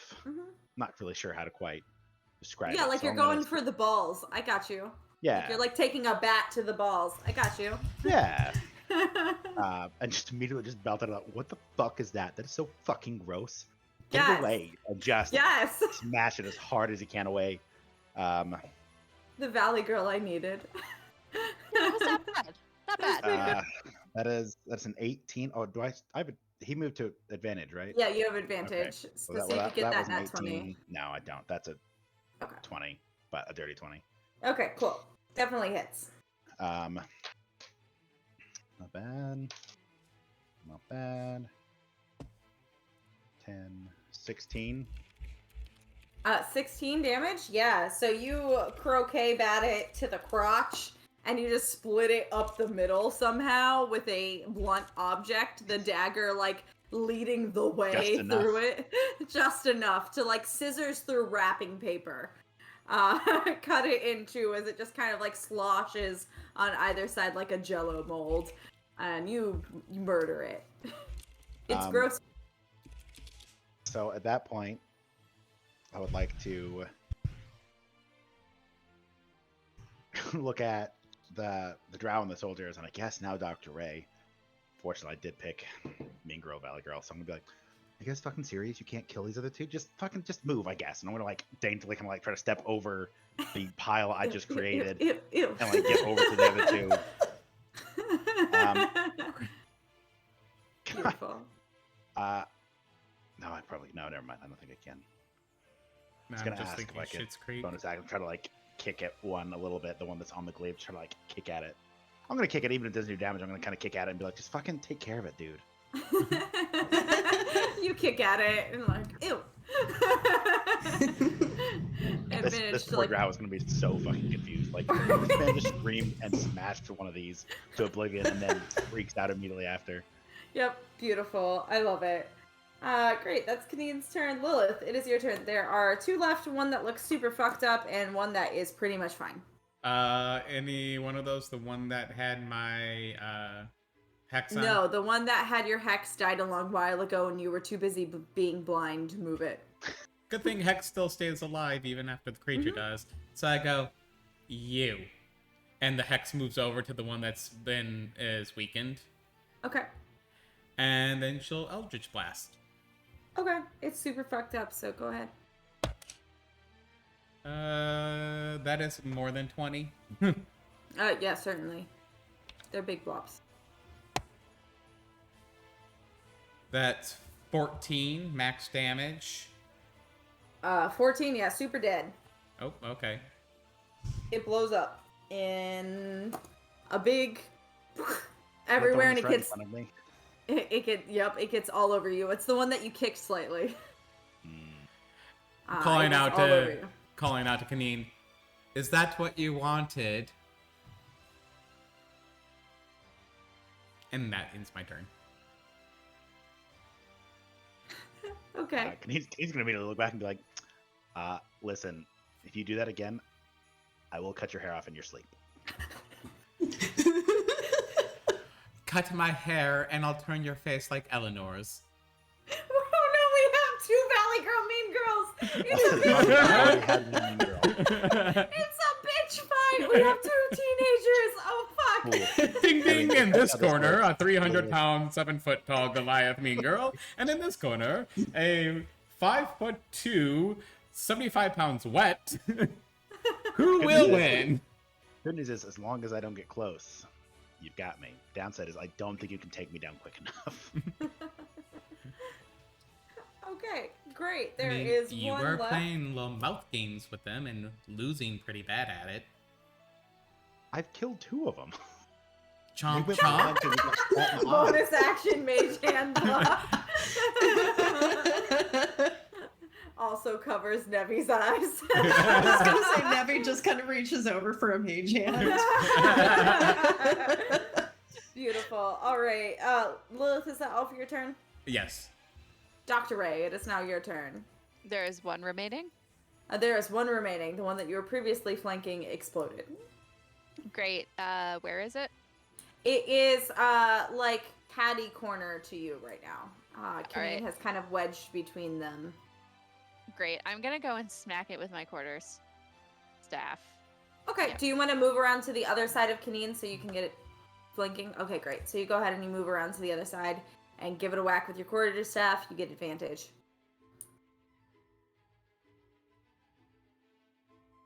That is 21. 21 certainly hits. Great. And I'm doing this two-handed. Okay, great. 6. I guess that's bludgeoning. Yes, it would be bludgeoning damage. Okay. Great. And then there, and then math. That's math that I know. Good. Great. That was think easy that's- math. Yeah, I think that's all I Easier got. when it's just one. Cool. Great. Nevi. Nevi is going to poison spray this gross thing. Okay, cool. You step up, poof, poison spray. Is that a saving throw for it? It's a con 14. Constitution save. Gotcha. That's a 18 for the Constitution save, so it succeeds. Biscuits. Okay, so rolling. Does it take any damage whenever you poison spray, or does it take half? It should say on a success, it takes half damage, if that's what it does. Hang on. Is it a cantrip? It's a cantrip. Yeah, Yes. it probably doesn't. Okay. Some Just of them says do attack because- save con 14. Yeah, so then it doesn't Um, take half damage most likely, but let me double check. Yeah. Boop. Come on.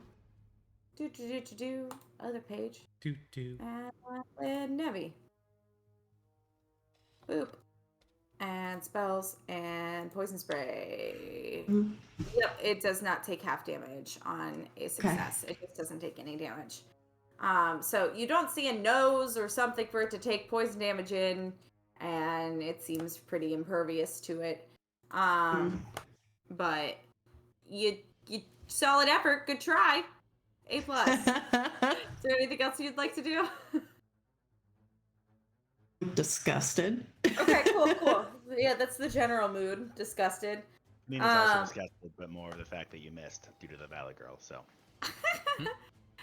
100%. I am Hard impressed side I at go your on. mean girl skills.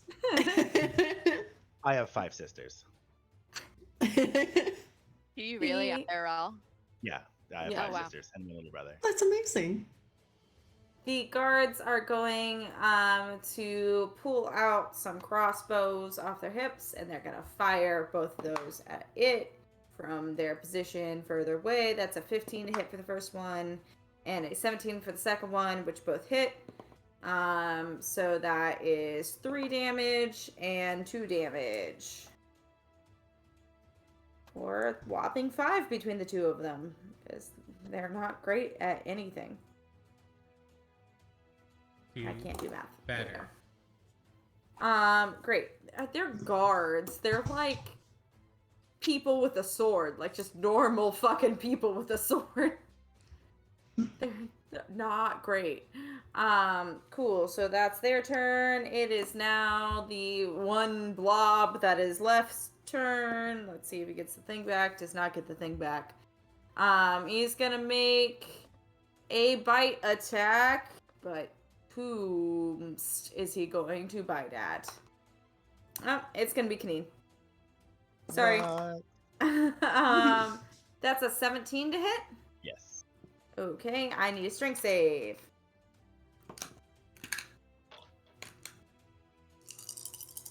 16. 16. So you don't get knocked prone. Words are hard.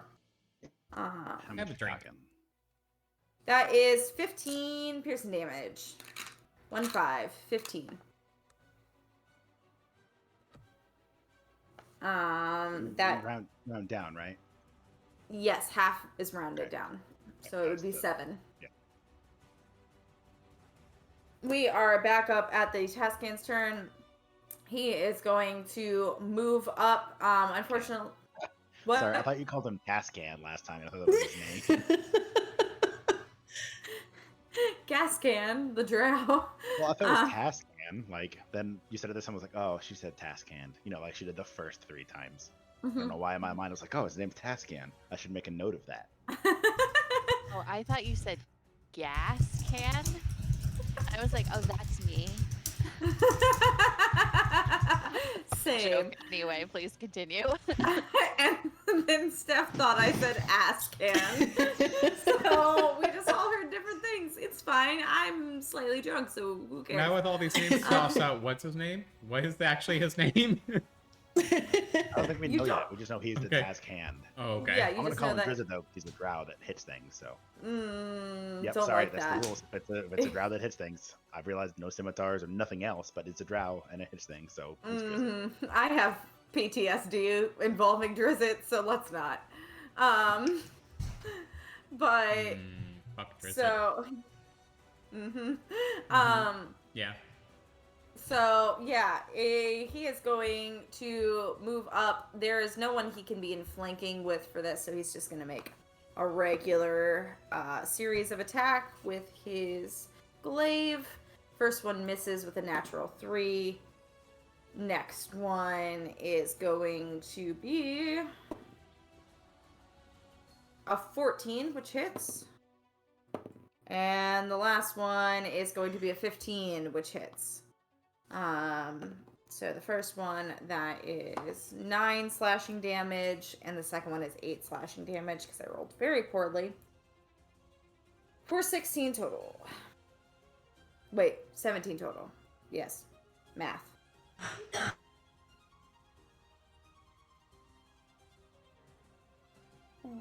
And 3. Great. That is his turn. His echo is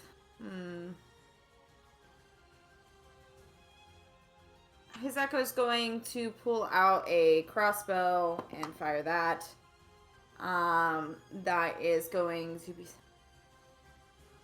14 to hit, which hits. So it is going to do 8 piercing damage. 2, 14. 6, 2. Okay. That is his turn. We are on to Kaneen. It's looking pretty bad. Good, perfect. That otherwise, honestly, if I whiff, this is gonna also still be embarrassing. But You have advantage because you're flanking. oh, even better. Good, because Don't fail in front of Lilith. the Mean Girl Valley Girl is just gonna keep being snippy. Kaneen is going to look at Dr. Ray and really kind of glance at her, but I was like, man, I just really wish that I could be like you guys and do so fucking little in a battle, and then go to hit it again with the same kind of shot. Excuse me. I'm sorry, the Valley Girl knows no friends. It's true. The hard life. Not wrong. Let's say. So that was a nat 19 with other things added to it. Yeah, So, certainly. yeah. The other one was much less, but I think You need for technically still advantage. because these things seem to have really low AC, and so They're big mounds of flesh. It's fine. I mean, so is Kaneen. But Kaneen's like He only has one mouth, though. Maybe that's the thing. He needs more mouths. To be Yeah. easier to hit. I'm gonna have to There's get a wish. So I need more mouths, please. An inverse relationship between number of mouths and AC. The higher the mouth, the lower the AC. Sure. Mhm. Go ahead and roll damage on yes, that's gonna Please. be before it gets worse. whew. Just about max dice.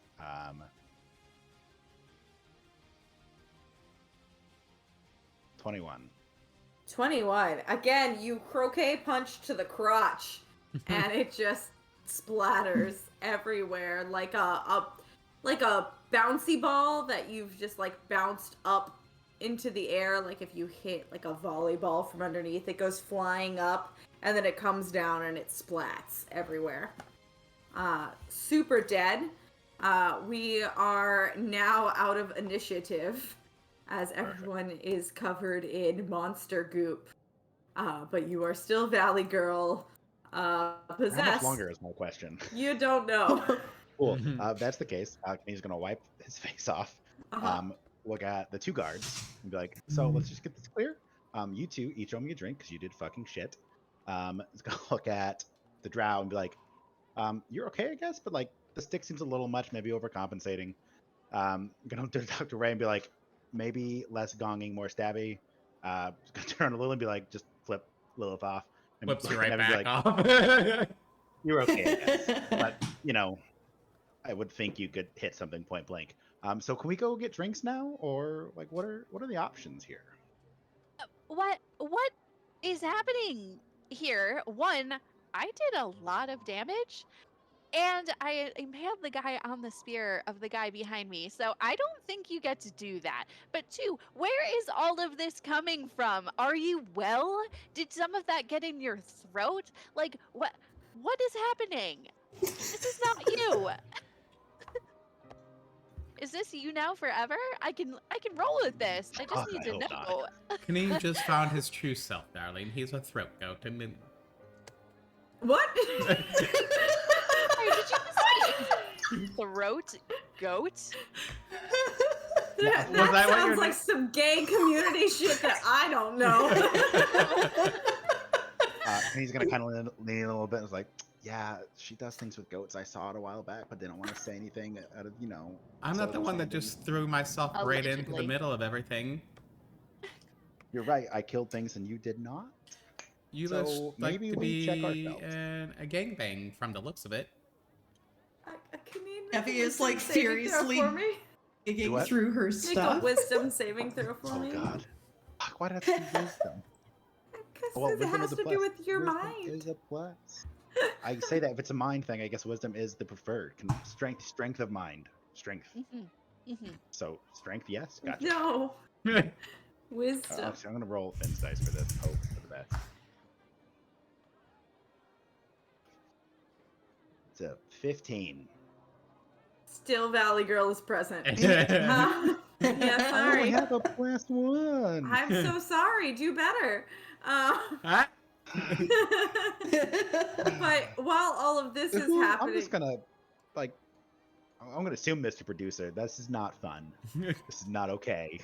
If it wasn't you, I'm not sorry because you've got us enough other times. But I'm gonna assume it was Mr. Producer.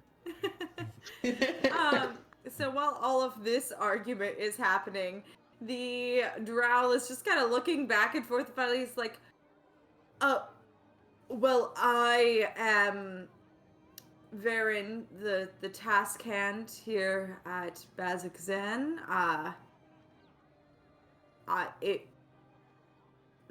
This is an awkward situation. I need to check on the rest of the city, but if you all could meet me at the barracks this evening, I can get you that drink along with others, and we can talk about your purpose here, newcomers. Apparently crushing shit that you can't, so. He's gonna walk away. This is how it is now. This is fine. Oh, okay. I'm gonna go now. And he turns and he leaves along with the other Aurora watch guards. So for the record, like, Kaneen is not mentally present in this, correct? Not in this. I'm trying to figure out, like it is going into the memory banks. You are retaining this as memory. You just don't have the logical leaps of control here. okay. So he's just in the passenger seat for this whole thing, basically. Yeah, Okay, it's like cool. you're present, but someone else is puppeting. Gotcha. I'm a little sad at that. I'm a little sad that this isn't your true self. Kaneen probably thinks this is very funny. Outside of, insulting some people he's probably not as happy about. But some of the things are things that he like the guards who just sat there as guards and like whiffed every shot. He'd be like, worthless, just worthless. And now he gets to say it. Okay. I'm sorry, my the computer that my character is on just decided to restart, and I have no idea why. You know, reasons. The same reason why mine just froze earlier. It's fine. Great. So you all have the rest of the afternoon to go about your business before twilight in the evening comes. If there's anything that you all would like to do during this time. Dr. Ray genuinely doesn't remember what their quest was or why they're here. Was this our final destination? Was our quest to destroy some sentient fleshlights? I genuinely don't know. So she's gonna drink. I'll use before Okay. we part or do our next thing, precipitation to clean us all up. Because, ew, gross. Okay. You go ahead and clean you all up. To remind the player, if it's a character choice for the character not to remember, that's totally fine. Where does the But- player end and the character begin? Who knows, Alex, every time. It's just another facet, like turns of the same coin. But to remind the players, the reasoning for you all going to Bazazan is the elder at the previous town you were in, Jigao, said that the necklace appeared to be a vestige of divergence from the calamity. And that the point in the area that has the closest connection to the calamity was Bazazan. And that there are scholars in Bazazan who might be able to help you that are studying the effects of the calamity in the area and studying Betrayer's Rise itself. So you might be able to find someone within Bazazan that can assist you on figuring out what this necklace is, why you received a vision from a random man once you touched it, who said to find him, and what is Okay. happening. Having Yeah, go ahead. gotten thoroughly buzzed, Dr. Ray takes Nevi's hand and leads her to some scholars. She's a professor. That's fine. Okay. I feel like all of us was at the bar with you, getting drunk, and you do this, and Lilith just goes, I just had this conversation this morning. Do not separate. Stop walking. Oh my god. Kenny, come with me. Come. And just like Nevi's drag. looking over her shoulder like, I'm not doing this. Lilith, I'm not doing this. You, drunk now, but you had a vision. I'm a professor brain. Anyway, you need to talk to some people because I feel like this is like calamity related and I just should not have drank so much. But you gotta talk to some people and I don't think we should beat around the beat anymore. Beat around the beat. I just expected to throw out instead of saying calamity, say chlamydia or something like that. This is too chlamydia. It's too catastrophe. We have to find out what happened to the chlamydia. Yeah, like if you take some antibiotics, is that what you take? Is it a bacterial infection? Whatever. I don't care. This is why we're going to the scholars. Yeah. I'm don't even I'm a have doctor, but care. not that type of doctor. And Nevi's gonna start digging with her free hand, looking for the hand sanitizer. I'm fine. I went to Fantasy Planned Parenthood. We're going to talk to the teachers.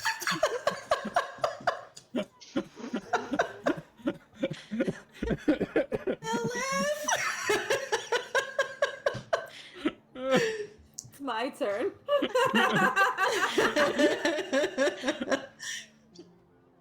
Okay.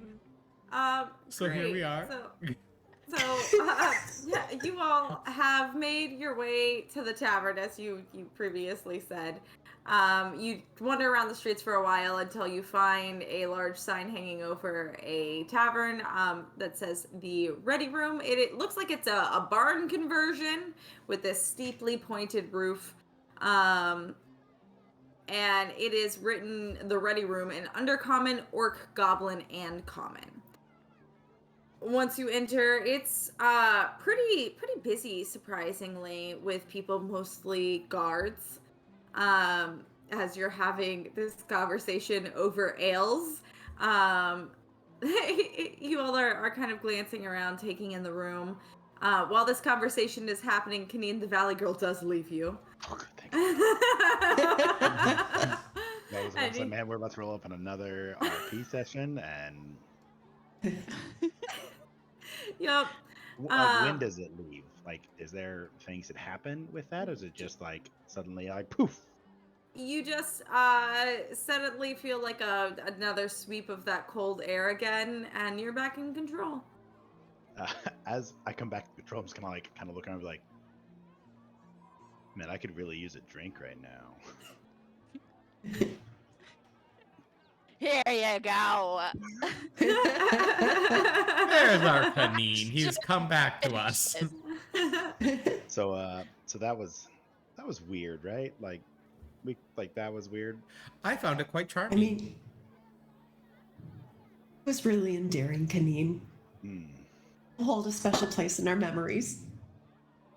You're the second person to have had a weird out-of-body experience in the past 48 hours or whatever. No. This I was in body. day. There was just somebody Oh. else holding Okay, the reins well. of that wagon. I don't know what was going on. Somebody else was in Telling your you guys, body? it's that little imp thing.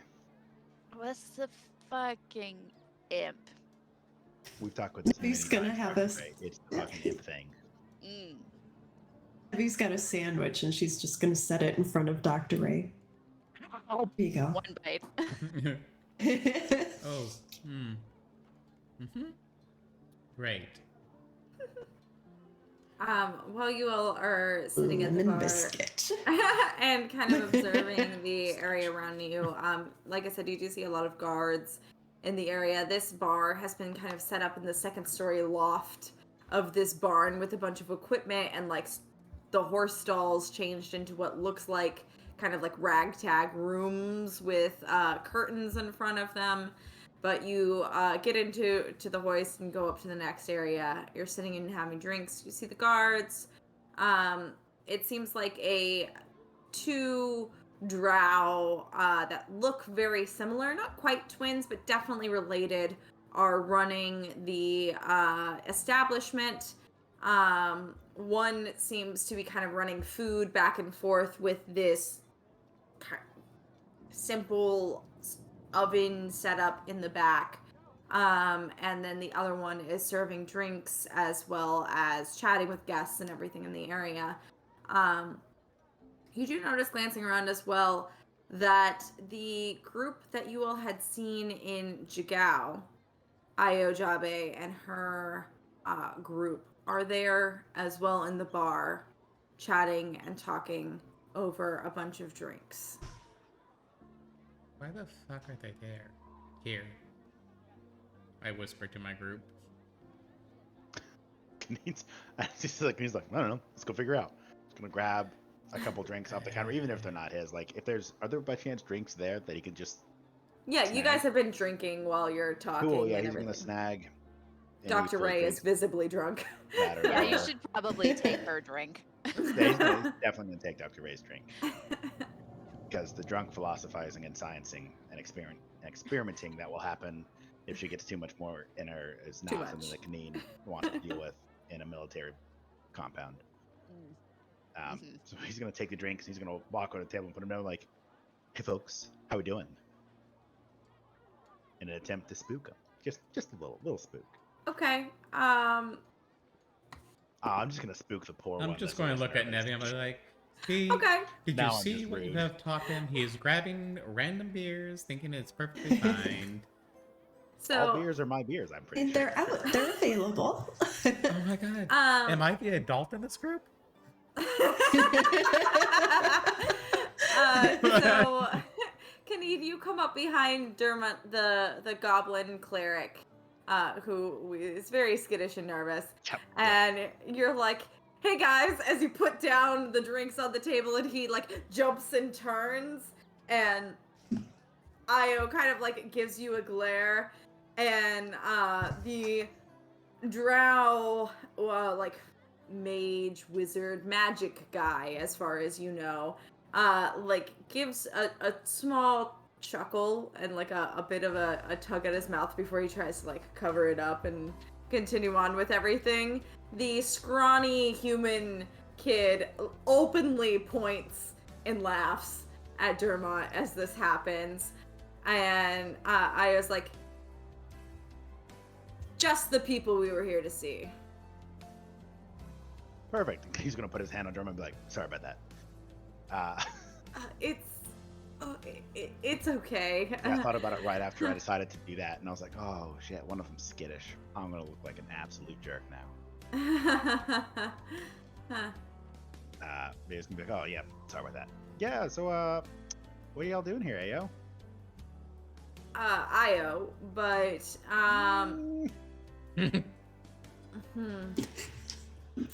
still Io. We were told by the elders that they had sent you out this way, so not long after you all left, we headed out to see if there was anything we could do to help you all after you helping us in the cavern and everything with, you know, not dying from a shark and that weird noise. I guess you guys saw some guy, but the weird guy talking, it just seemed like something important, and so we thought, you know, follow the important people. So did you guys get here in time for the weird flesh thingies? No, we were here a little my bit God. after that. We were about half a day behind you all, I think. Because I think you guys left really early in the morning after the elder talked to you, and we didn't see him until almost that evening, so. Neen, we've got to work on your phrasing. That's bad. You can't ask if people were there for the flesh things. That's not Wait, what did I good. do? We had heard about the attack out of Betrayer's Rise. Apparently that's like a normal thing around here, where just demon, creepy, crawly things come busting out into the streets and kill people. Which honestly sounds pretty fun, although we had a hard time on the way here. How was getting here for you guys? That was rough. No Yeah. troubles. Didn't you almost die like twice? Shut up, Kaneen. I mean, absolutely.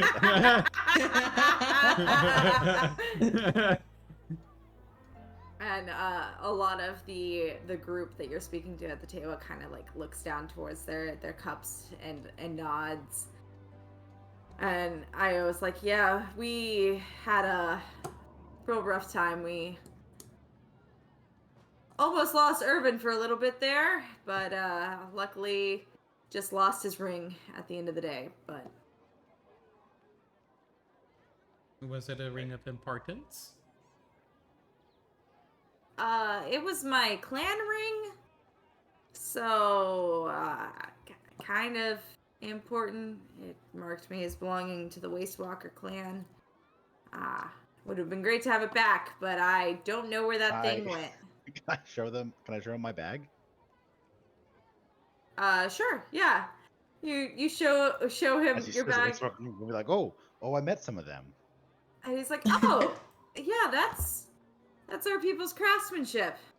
You have ran into some of my clan." Yeah, it was a couple kids. He's gonna look over at Nevi and he's like, who definitely had names. Nevi's going to dig back through her memory. He usually takes notes at those times, but he was a little more preoccupied and did not take notes of names. They were Tyvak and Madra. I was nowhere close. I thought one of them was Jen. Yeah, Tyvak was the girl, and she was the most talkative. So you go ahead and you say those names, and he's like, "Oh yeah, they're the kids of Kirchley. He's a tough son of a bitch." Yeah, he sure was. They were the kids of. No, I mean technically they still are. I mean, yeah, But he was a tough son of a bitch. Oh. Yeah. Nevi's gonna reach out in the middle of all of this verbal fumbling and just be like, "I'm so sorry." Yeah. Thanks. He died killing a demon. So it was a good way to go. It sounds The about kids right. got the dagger because we found the dagger, so we were able to return that. So Well, that's good at least. I mean, you know, I wasn't super close with my clan, so thanks for the condolences. Yeah. I have a out of wonder. question. Oh, Wasn't there another one of them? Wasn't there a bigger one? Of the group, Yes. so I thought there was another one because you have the Drow, Io, the Goblin Cleric, the boy, and then wasn't there a bigger one that I arm wrestled? yes. So there that one is there? Maggie, who was the one who Maggie. kind of like just like put her face in her hand whenever you scared Okay, Dermot. sorry, I missed that one. I was like, wait, that's why I got real nervous when I was like, yeah, it was rough for us too. And I was like, oh wait, I think they're down a person. Oh No, no, they're all okay. there. Okay, sorry. They definitely trying to look clarify rough. They definitely look rougher for wear and a lot more hardened, and kind of like beat down a little bit, quieter, not as boastful as what they were before, but yet they're all there. Okay. Currently. Sorry, I just wanted to I missed the one and I was like, oh, I just wanted to clarify that before. You're good. Sorry about that. No, you're fine. Reaching to the back side of her wayside, she'll move back a piece of fabric and retrieve the two daggers that she held on to that had similar scribblings on them, like the one of the father, the Bone Shaver and Tickles. Kind of pondering whether or not these daggers belong to their clan as well, and lays them down on the table. Do these look familiar? No, they're nice daggers though. Aren't those Quickly ones from the retrieves and bandit? puts them away. Yes, they are. Man, you guys are honorable people. Hey, also these absolute sleaze bags drop these ones. Do you know these ones? I just find it quite odd that, the daggers, certain daggers had names on them. Well, the one that we found that was the dad's actually had his actual name on it. Yeah. Well, their names could have been Grudge, Pierce, fair. etc. That's fair. Tickle Okay, and that's fair. Bone. Fair enough. You got me. I'm It Tickles could have been their Wastewalker. nicknames.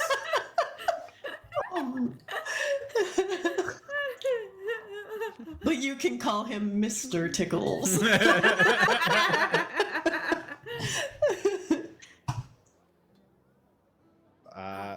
Kaneen's gonna actually step away from the table for a second, go to the bar, and just put, I don't know, like, sorry, I forgot how much things. Oh yeah, he's gonna put like 5 gold on the counter and be like, I'm gonna cover drinks for that table for the night. Okay. I assume that will take care of any drinks that they order. Yeah, the female drow is currently behind the bar, and she takes the money and she's just like, "That's quite a lot that you're expecting them to drink." Oh, okay. Oh no, I'll be there too. But you guys can keep whatever's left. Okay, excellent. And you see her like pull out a lockbox and quickly put it in and relock it. And let's can we go and get another round? Of course, For- yes. The whole group there. Of course, yes. Oh. And she turns and she's like, Deleuze, drinks and whatever this gentleman wants for the rest of the night. Please, thank you. Mm. Uh, I always no, never mind. I was gonna say I always forget how the economy works in this one. I just know 5 gold's quite a bit. that's a lot. That's Yeah, a no. Well, this is the second Oh, character sorry. that I've played that has low intelligence and very little understanding of the economy. Mhm, This one is just also money hungry. The last one wasn't. Yeah. So he has a lot of gold that he will just throw around because makes things move easier. I've known people like that. It's fine. Like he's gonna reapproach the table like, "Hey guys, I'm gonna drinks around Major. Get what you want. It's good. We're golden." Oh, thanks, Io says. Yeah, I know the bartender. Oh, you know the bartender. Sure. Like yeah. you know the people who run the place? Look for a second, and be like, "Is that not the bartender?" I mean, it's her and her brother. Yeah, I just met him, so like I know him now, and so now we're good. Yep. Got it. He was gonna commit to that lie, but he's not a good liar, and he feels like maybe Understood. Ayo knows who they are now, and so he is trying to back out as quickly as humanly possible. Yeah, so then I was like, well, if there's anything you guys want to look into, if you need an extra pair of hands or something, just let us know, and we're happy to help. He's gonna look at the rest of the table.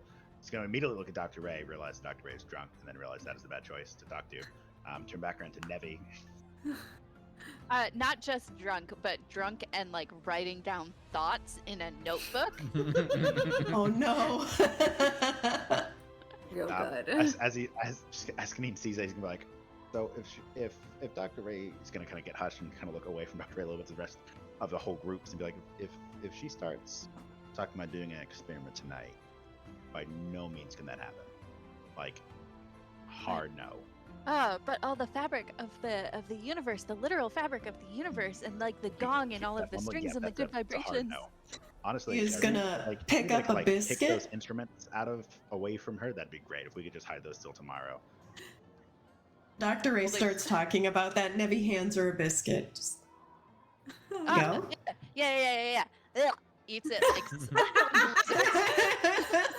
Like a lizard. The tongue wraps around and it gets pulled in. And if you were to look at the notebook, it would literally just be scribbles. Just like... Names just always assume that's draconic, so.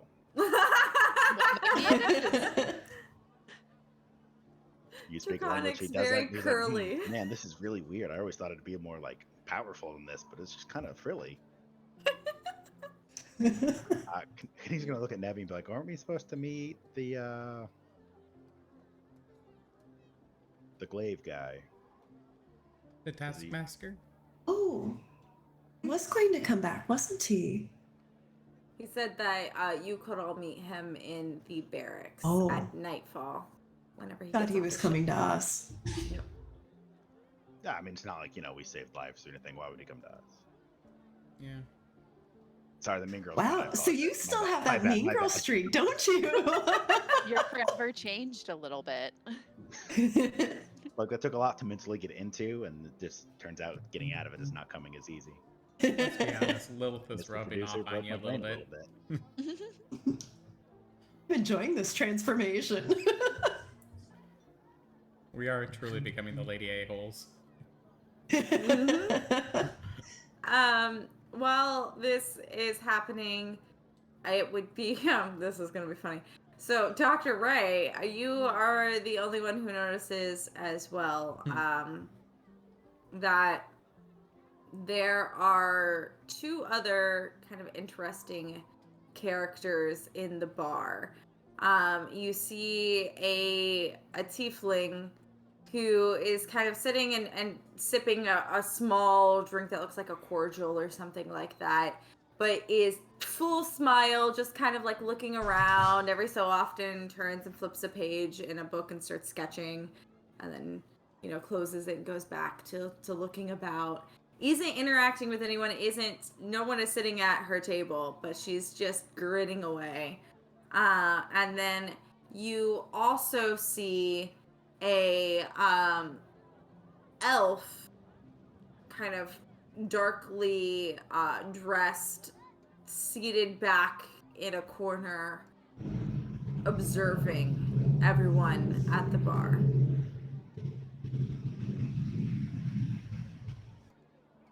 Okay. Why I noticed this but not anything else? My brain is an enigma. Dr. Ray is also starting to realize that she got way drunker than she expected to. She exerted a lot of energy killing those things and hasn't eaten enough, eats another sandwich. And then has the presence of mind to not interact with them, but instead point out and be like, to Nevi, be like, so there's like a weird smiling, like, artist type and a guy who's kind of acting like Strider in the Fellowship of the Ring when they first see him in the tavern in Bree. So I don't know if you've seen that movie. I might have dreamed it. What's the movie? Anyway, Have weird. you not seen my There's dreams? Yeah. I think I read the book. Wow, there's a book.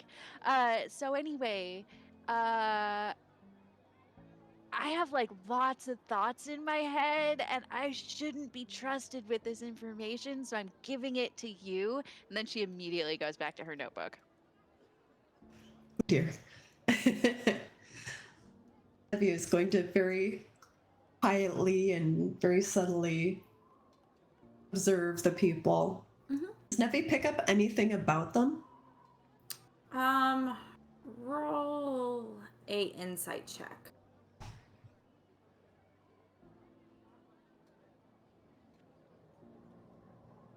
21. 21.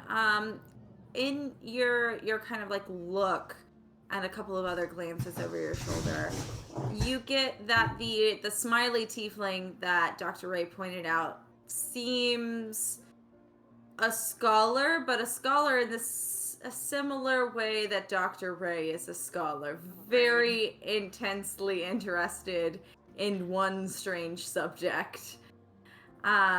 The other woman, the elf in the corner, she's a bit harder to read. She definitely seems like she's searching for something, but you can't really make out what she's searching for. Her eyes don't really seem to flit around the room. They sit on a person for a long while and then move to another, almost like she's reading lips and eavesdropping on conversations. But you're not certain what she's looking for in those conversations. Is Nevi sitting next to Lilith? You guys are kind of like all standing, crowding around the table where your rivals are currently. Okay. I think you mean best friends. Okay, your previous rivals in the like games, now your best friends? Yeah, Question Ayo and I mark? are best Our friends for sure. BFFs. Even though you say her name wrong every time. Yeah, it's fun. It's a fun game we play where I think her name is something different. Yeah, great. Fun.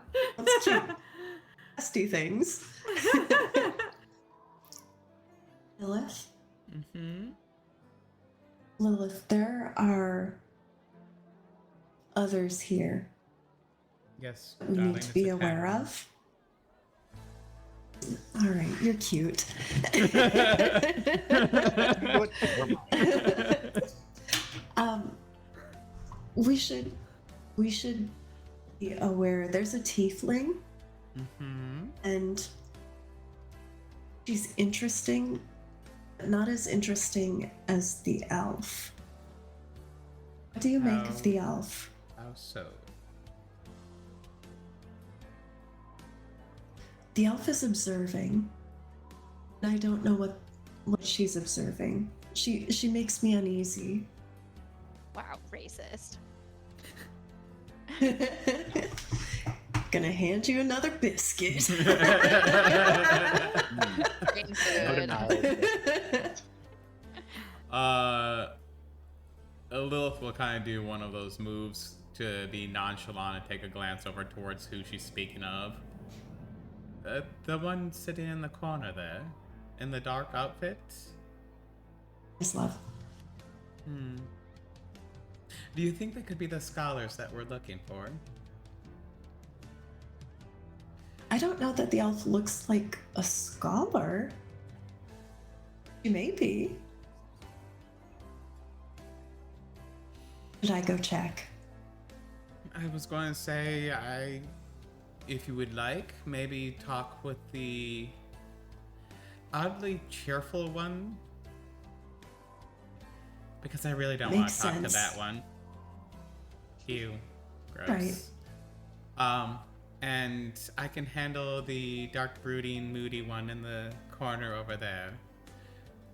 However, should it come up, do we mention to them anything about our dream or the necklace, or should we keep that hidden from them for the time being? I don't know that I'm comfortable talking about the dream yet. Fair enough. If there seems... Lilith, Yes. That's my name. I trust you. So if you need to bring it up, know you'll do the right thing. Right, okay. And break? Break. You go first. It would look quite odd if we both got up at the same time and went directly to these people. Act natural. Oh god. The tiefling she's at the bar? She's That where sitting she's at like a sketching? table by herself. Okay. Like a small table that would like seat two, maybe, by herself. She's going to smile at her group, and then she's going to make her way over to the bar. Just going to order a few drinks and just a couple bits and bobs, just a little bit of food. Okay. And she's going to carry There's them fish over. and mushy rice. That's about it. Those are the options. She's down with the mushy rice. Just say. So she's gonna bring the plate of mushy rice and the couple of drinks. Hi, you looked like you're eating supplies. I say? She looks up from her sketchbook, kind of quickly closes it. Ha. So tell me you feel it too. My comrades don't, but I do. The history surrounding this place, the romance of heroes like yourself fighting against impossible odds, sacrificing everything for the sake of defending the world, all done for people who would never know them, never even think of them, never even be able to thank them, simply because it was the right thing to do. And ages later, we now see the Aurora Watch somehow doing the same, and they don't even know it. The mythic resonance of the place. That's what brought you here, isn't it? I'm so It's glad I gonna did set not the go drinks there. and the mushy rice down. Nevi's just gonna quietly pull out the seat and sit down, resigned to her fate. Ray hears the word resonance and sloppily runs over. Beeline.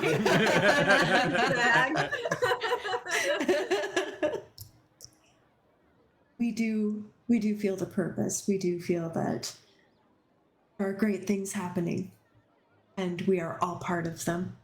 I knew it. The monumental acts of courage in this place leave an impression on the world that lingers after memory has long faded. And I think that in Bazazan, something like this has occurred. The ancient battles of the Calamity still echoing here today, and some lost deity. A ballad says about a halfway god, a champion who was given so much power by three of the prime deities during the Calamity that he nearly became divine himself. And tracing that ballad in Undercommon, I think here is one of the places that he contacted the deities. don't feel like we've been properly introduced yet. Oh, I- I question. Question. That's what I just asked. No, What's your name? I'm question. Oh, Nevi. Hi. Hi, Nevi. And you are? Hello, I'm Dr. Dr. Ray, PhD. I'm a professor. I actually am also studying some really, really similar things having to do with resonance. Oh my god, everything she is saying spills out at roughly the same speed that question She's did. nodding frantically. Just goes on and on and on about like the resonance and the harmonics of the universe, and like hits her gong a few times for good measure. Exactly. It's the same You thing. You get it. You get it. I get it. I get it. I have to show you my sketchbook. And so she pulls open her sketchbook that she slammed before. And like, you're not even there, Nevi. She just turns into Dr. Ray and is like, okay, so these are sketches where I had received like visions of the resonance and the places of the resonance. And I researched them and I found them. They're real places. So and Yeah, at first totally. she shows you a sketch of an island that's bathed in the moonlight of both the white moon Katha and its smaller red moon beside it, Ruidus, both completely full. The island is covered with trees, marble pillars, and crystal shards that resemble the final chamber that you guys were in the Emerald Grotto, where you received the necklace that you were toting around. This is exactly what what's his face Ghost Boy was saying, what Danny Phantom was saying, right? Like about like Ruidus and the moon and And so then she flips the page and she's like, that I think is somewhere near a little fishing village named Jagao. And she turns over and you see this large scale drawing of a more elaborate version of the Jewel of Three Prayers necklace that you guys actually have. It's larger than normal, and you see the delicate three spires that are empty except for one are all inlaid with stones. Whereas on yours, only one has stones. She's like, and this seems to be connected to that hero that I was talking about. And she flips the page again, and you see a rubbing of a symbol that depicts a long-haired woman peering into the distance. Go ahead and both Nevi and Dr. Ray make a religion check for me. 1 second. You're good. Trying to write really fast. Yeah, you're fine. Nevi, what was that? At a 22. 22. 23. 23. Okay, both of you instantly recognize this symbol as the holy symbol of Avandra, the Changebringer. She's the goddess of luck. So this is actually a rubbing that I took from the Betrayer's Rise, the big, scary temple place behind us where all of the demons and the monsters come out. That's what I'm here for, is to look at the rise and see if it has anything to do and connect with the resonance that I was talking about. But this was in it, and everyone seems to think that Betrayer's Rise has to do with the Betrayer gods, but this is Avadra, the Changebringer, who is not a Betrayer god. She's a prime deity. So why would a prime deity be in a place that's meant for the Betrayer gods if it didn't have anything to do with the prime deity? And then she flips some more pages, and you see written out in undercommon. She's like, this is the ballad that I was talking about. I copied it down.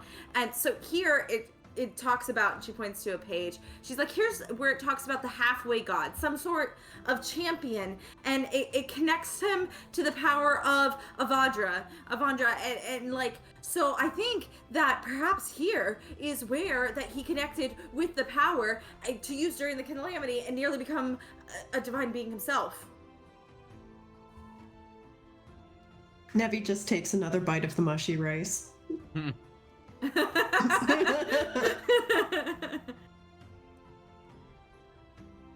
can't write as quickly as drunk Dr. Ray. Okay. You're good. Okay. So Dr. Ray is like, yeah. What's weird is this like completely matches our current trajectory, like location to location to location. And then she stops and realizes maybe she shouldn't tell this random person that they have the necklace. So she doesn't say that. She's like, but like the gems.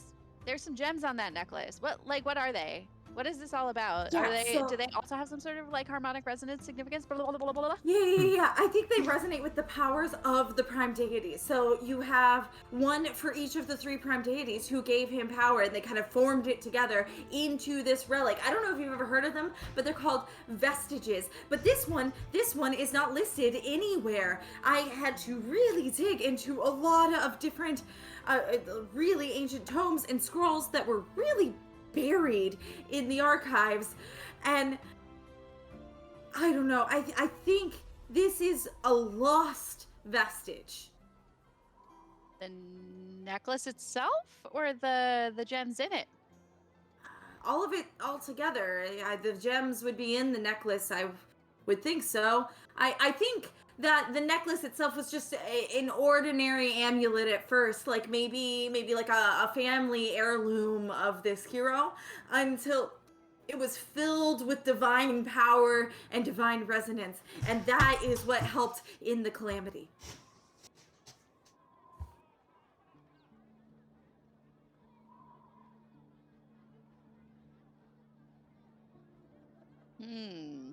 This is fascinating. So the hero of which you speak, Mhm. who was this guy? Do you know? Or is that identity yet to be seen? His name seems like it's lost to history. Like people just completely forgot about him. Like he was just like erased. There's no name. The fact that I found anything mentioning him at all is surprising, because there's just big swaths of the calamity just missing. Like it's been rubbed out. Could it be Elixian? I mean, Could it be? I Don't haven't ask how I got that information. Best not to ask, but the less you know, the better. I haven't heard that name, but it sounds like it fits the correct time period based on naming conventions at the time. Yeah, naming conventions do give us a lot of information, but also simultaneously no information whatsoever if we have no context into which to put them. Wow. Hey, Real. everybody. Not everybody in the bar, sorry. My group, the Lady A-holes. Everybody stops for a moment whenever you say, hey, everybody. The place goes dead silent. They all look. And then you're like, not everybody at the bar. I go back.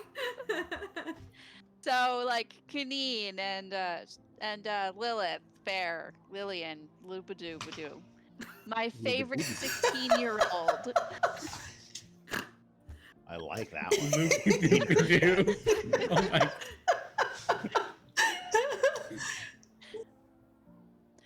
Dr. Ray does not trust herself to not reveal too much information because we still don't know who this person is. So she called over Kaneen? Yes. And Lilith. Yeah, Lilith has street smarts. Kaneen also has street smarts. Kaneen has street smarts, but not so much for this stuff. It just Yeah. very lack of social understanding to deal with the street smarts. Which of us actually has the amulet right now? I don't think it's me. Let me double check. I think it's you. Me? I think It- it's I- Yeah, I think I put you're it- the one with the put it on necklace. my shirt. We Yeah. haven't put it in the bag of holding. We should probably put it in the bag of holding that we got. I think it's you could do that. because you attuned to it. You're right. Oh, It yeah, that's is- right. I forgot that was something we could It attune raised to. my AC. Yeah. It's the. What Jewel necklace of are you talking Repair. about? Covers her soul. I'm assuming you've been walking around with it under things, Yeah. but Oh, yeah, but like I am wearing like a ratty T-shirt, so you can probably tell there's something there. Eh, But it could be people wear anything. I'm a necklaces. Dragonborn. It's rude to ask. What's that underneath your shirt? When you Titties. to know. And slap. So, oh boy. Nevi, Slap. can you conversation? I don't know. We did do a hand signal for. He pauses with the mushy rice. Just like, eh? so much information here, and I'm not in a state. The thing about this out of character is that I did this to myself. I could have been sober for this, but I'm not. Okay, It's great back though. in character. It's not like Finland did this to me. I did this to me. Okay. So Dr. Ray knows that this is important. It's matching up exactly the trajectory they've taken so far. She trusts that Nevi can Nevi had a vision is where I'm going with this. So you should handle it. Because I don't want to spill your secret, you know what I mean? And also I wasn't there. So I was just Valid. like, where did you go? Nevi is going to pick up on Dr. Ray's train of thought, and she's going to set the mushy rice down. And could you tell us more about deities in question? You said there was one that was about to become a god. Tell us about that one. Not so much like he was going to become a god, more like he was like a demigod, like had the powers of the gods, but wasn't actually a god himself. He's not like the Raven Queen who just decided she's going to be a god one day. Well, that had something to do with the kickoff of the Calamity, I think, but I'm not certain. That's a very unpopular theory that have made a lot of temples mad. Okay.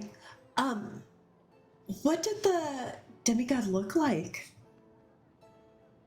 I have not found any physical description in anything. The fact that I was able to find this folk ballad in Undercommon is a feat by itself. Let me tell you, I spent so many hours in the Cobalt Soul in the dankest, darkest depths.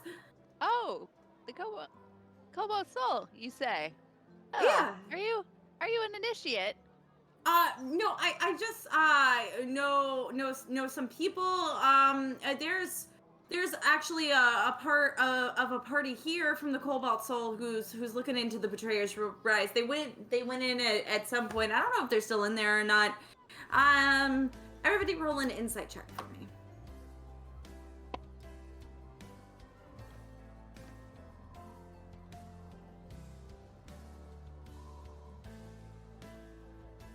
All right, let's start Lilith first.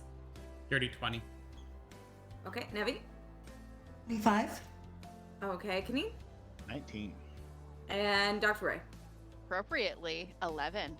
Oh, okay, so you all do pick up that her, like, frantic talking becomes less focused, and she seems to be hiding something around Betrayer's Rise and going in groups. But, like, I don't know if they came out or not, or if they're still in there. There's a lot of people that go in and then don't come out.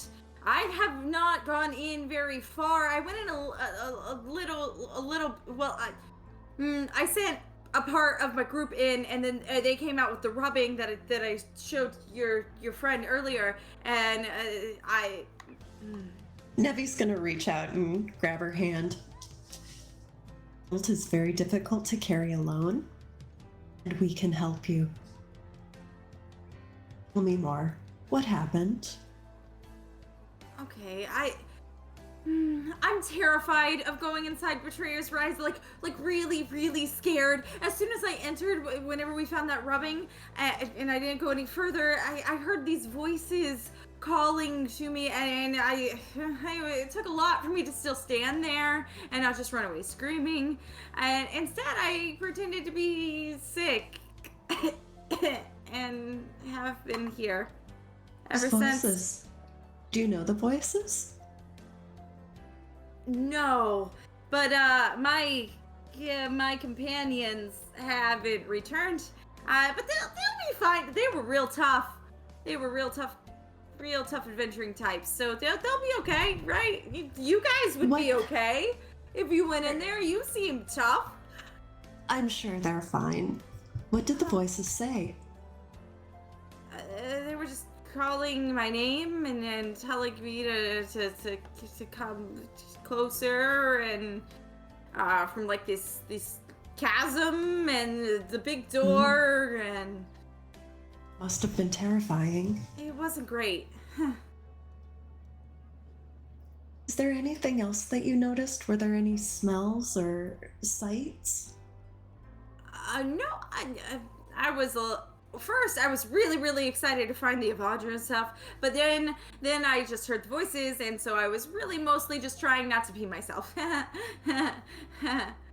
And you succeeded. We're so proud. Thanks. What were the voices saying, and did you see stuff with them? They were just like saying my name and that I should come closer and get like go there, follow them. I didn't see anything, so that's positive. Can you tell us more about the demigod boy? I don't really know much more than that, other than I'm pretty sure something has to do with here and that necklace that I showed you with the stones that you were asking about, and Avandra. But other than I think it might be a place where he got powers from her. I don't really have any details, and that's not fact. That's just a theory.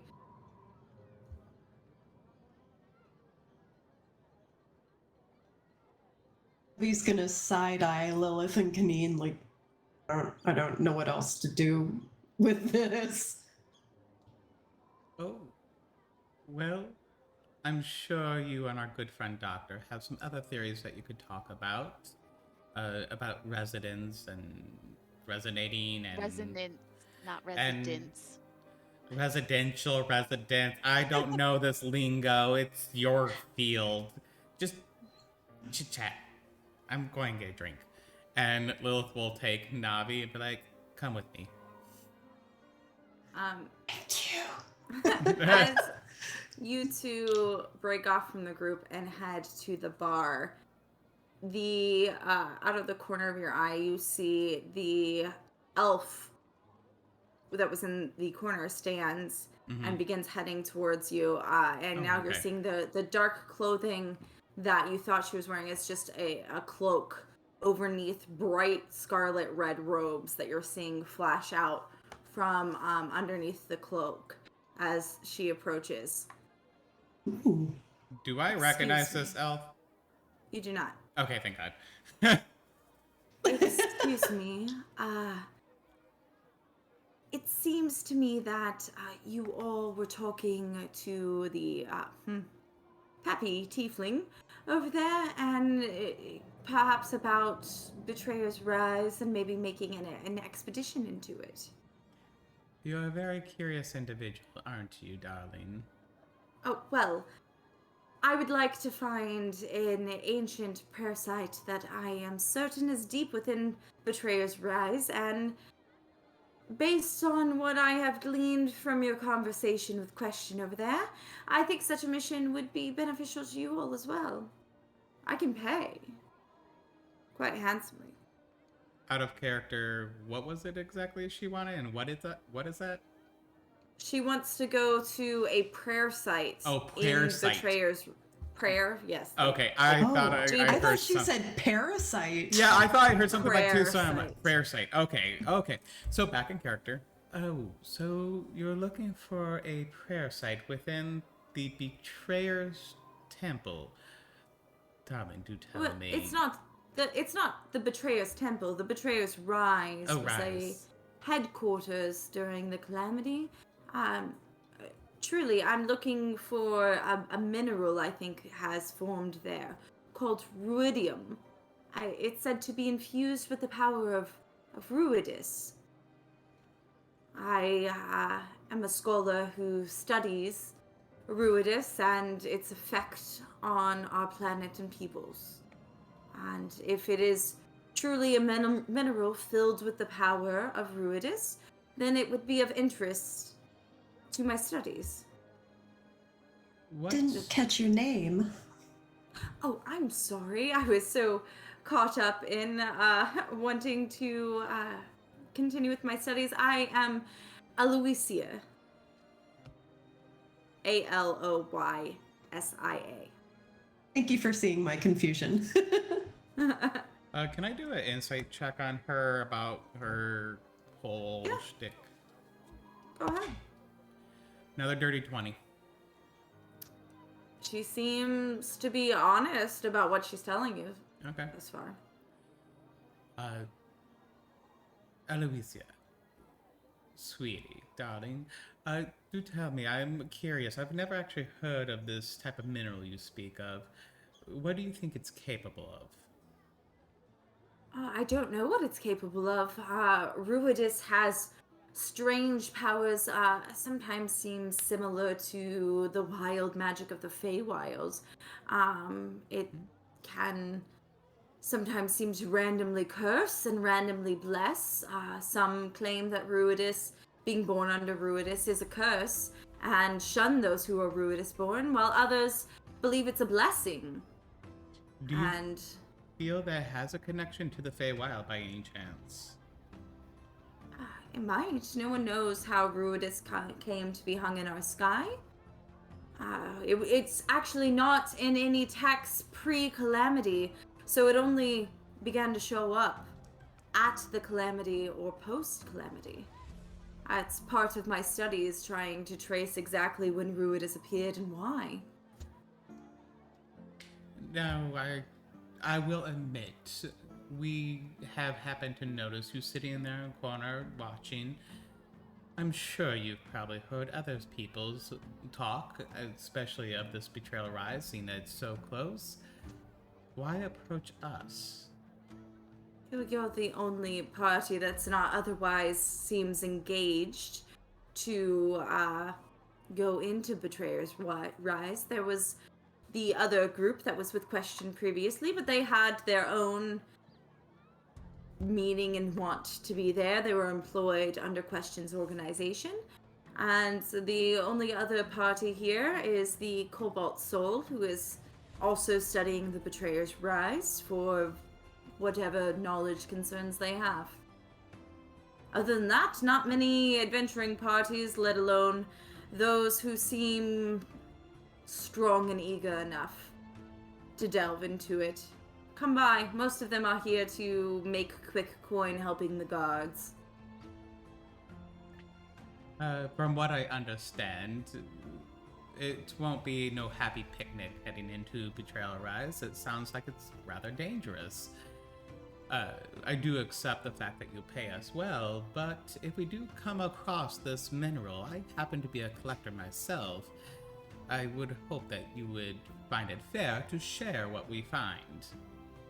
Depending on the amount available, I would see no harm in you taking a sample for your own.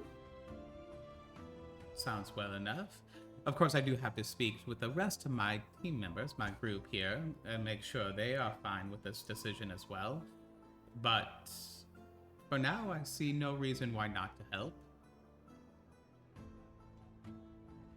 Looks towards Navi. Excellent. I will be here if you needs to find me again. I do hope that you will take on the task. Based on your conversation with Question, I think I might also have some other information that is valuable to you all. Oh. And what would that be? Well, if you take on the task, then perhaps you can learn it. And she's Clever. going to turn and walk back to her table. Clever girl. I just picture Lilith like tapping the table with one fingernail as she says that. Note to self. Gets out her own little notebook. Note to self. Look into hiring Aloysia for myself. Yes. Very good at information gathering. Wonderful dresser. Great sense of humor. As Go ahead. you all wrap up this conversation, you do notice from the light coming in that it does appear to be twilight at this point now, and about the time that you were asked by the task hand to meet at the barracks. Who is him? Right, let's go back. Let's get our drunken friend. Maybe they sobered up a little bit. Probably not. Probably going to be drunk. I did when we leave meet the him. mushy rice. Oh, it's probably gone. It's probably already gone. And let's go to our good friend Kaneen and go back to the Taskmaster, I believe.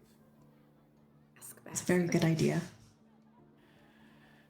Walks over to the two individuals. Right, sorry to interrupt the riveting conversation I am sure you're having. But It's rapid gibberish. I know. She's trying to interject.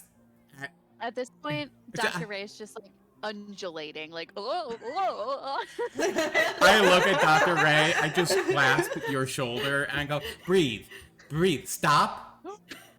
Okay, now, okay, inhale, exhale. Okay. And let me talk for a little. I am sorry, darling, but we do have a event coming up here in just a moment that we agreed to meeting with an individual. I am certain we will be in touch with you, but I do apologize. We must go. Of course, yes. If you find out anything about the necklace or anything about Bruteria's Rise, please bring it back because I would love to not go there again. But if you find anything while you're there, for whatever reason you need to be here, that'd be great. She kind of cocks her head a little bit. I'm like, of course. But then I didn't get much. Do you have anything that you think would help us on our journey into this god-awful place that you fear so much that you sent your own teammates in? Yeah, don't listen to the voices. Oh, that's generally good advice. Yes, I do that all the time, and I look towards the group. And then look, she's like, And if you see the rest of my party, like, maybe help them get out, that'd be great. Thanks, bye. okay. Bye. I could not believe that two of you could exist in one plane. But I was wrong. God help us. I don't know what you're talking about. I'm just rather surprised our world did not collapse on itself when the two of you started talking. I mean, it's not my fault you couldn't keep up, Lilith. Cubes. Debbie pulls out 2 biscuits. His hands one. He puts Dr. Ray's biscuit back and pulls out a breath mint. It's just a sprig of spearmint. She shoves it in your mouth. Floss. So you guys go ahead and gather yourselves and head back to the Gatehouse Barracks. We are going to go ahead and wrap up there for the evening because we are over time, but I wanted to finish those conversations instead of leaving them halfway thought through. You all do level up to level 5. Ooh, level 5. Nice. 2 attacks. Level 5. Level 5. I don't know what else happens, but 2 attacks. A lot of stuff happens. Level 5 is always a good level. Yeah. Never been to level 5 before. Oh my god. Great. So go ahead and level up your characters between now and next game. We will pick up at the barracks whenever we see each other again next Thursday. This Sunday again, Steven and I will be back with the Echoes of the Eye expansion for Outer Wilds. I'm going to be super drunk on cookie cocktails, so we'll see how that goes. But I feel like it's until a lot then, more screaming. Probably a lot more screaming. And Steven, why? Steven, go faster! Damn it, Steven! Yeah. Until then, thank you for hanging out with us, and as always, stay classy. Bye. Bye.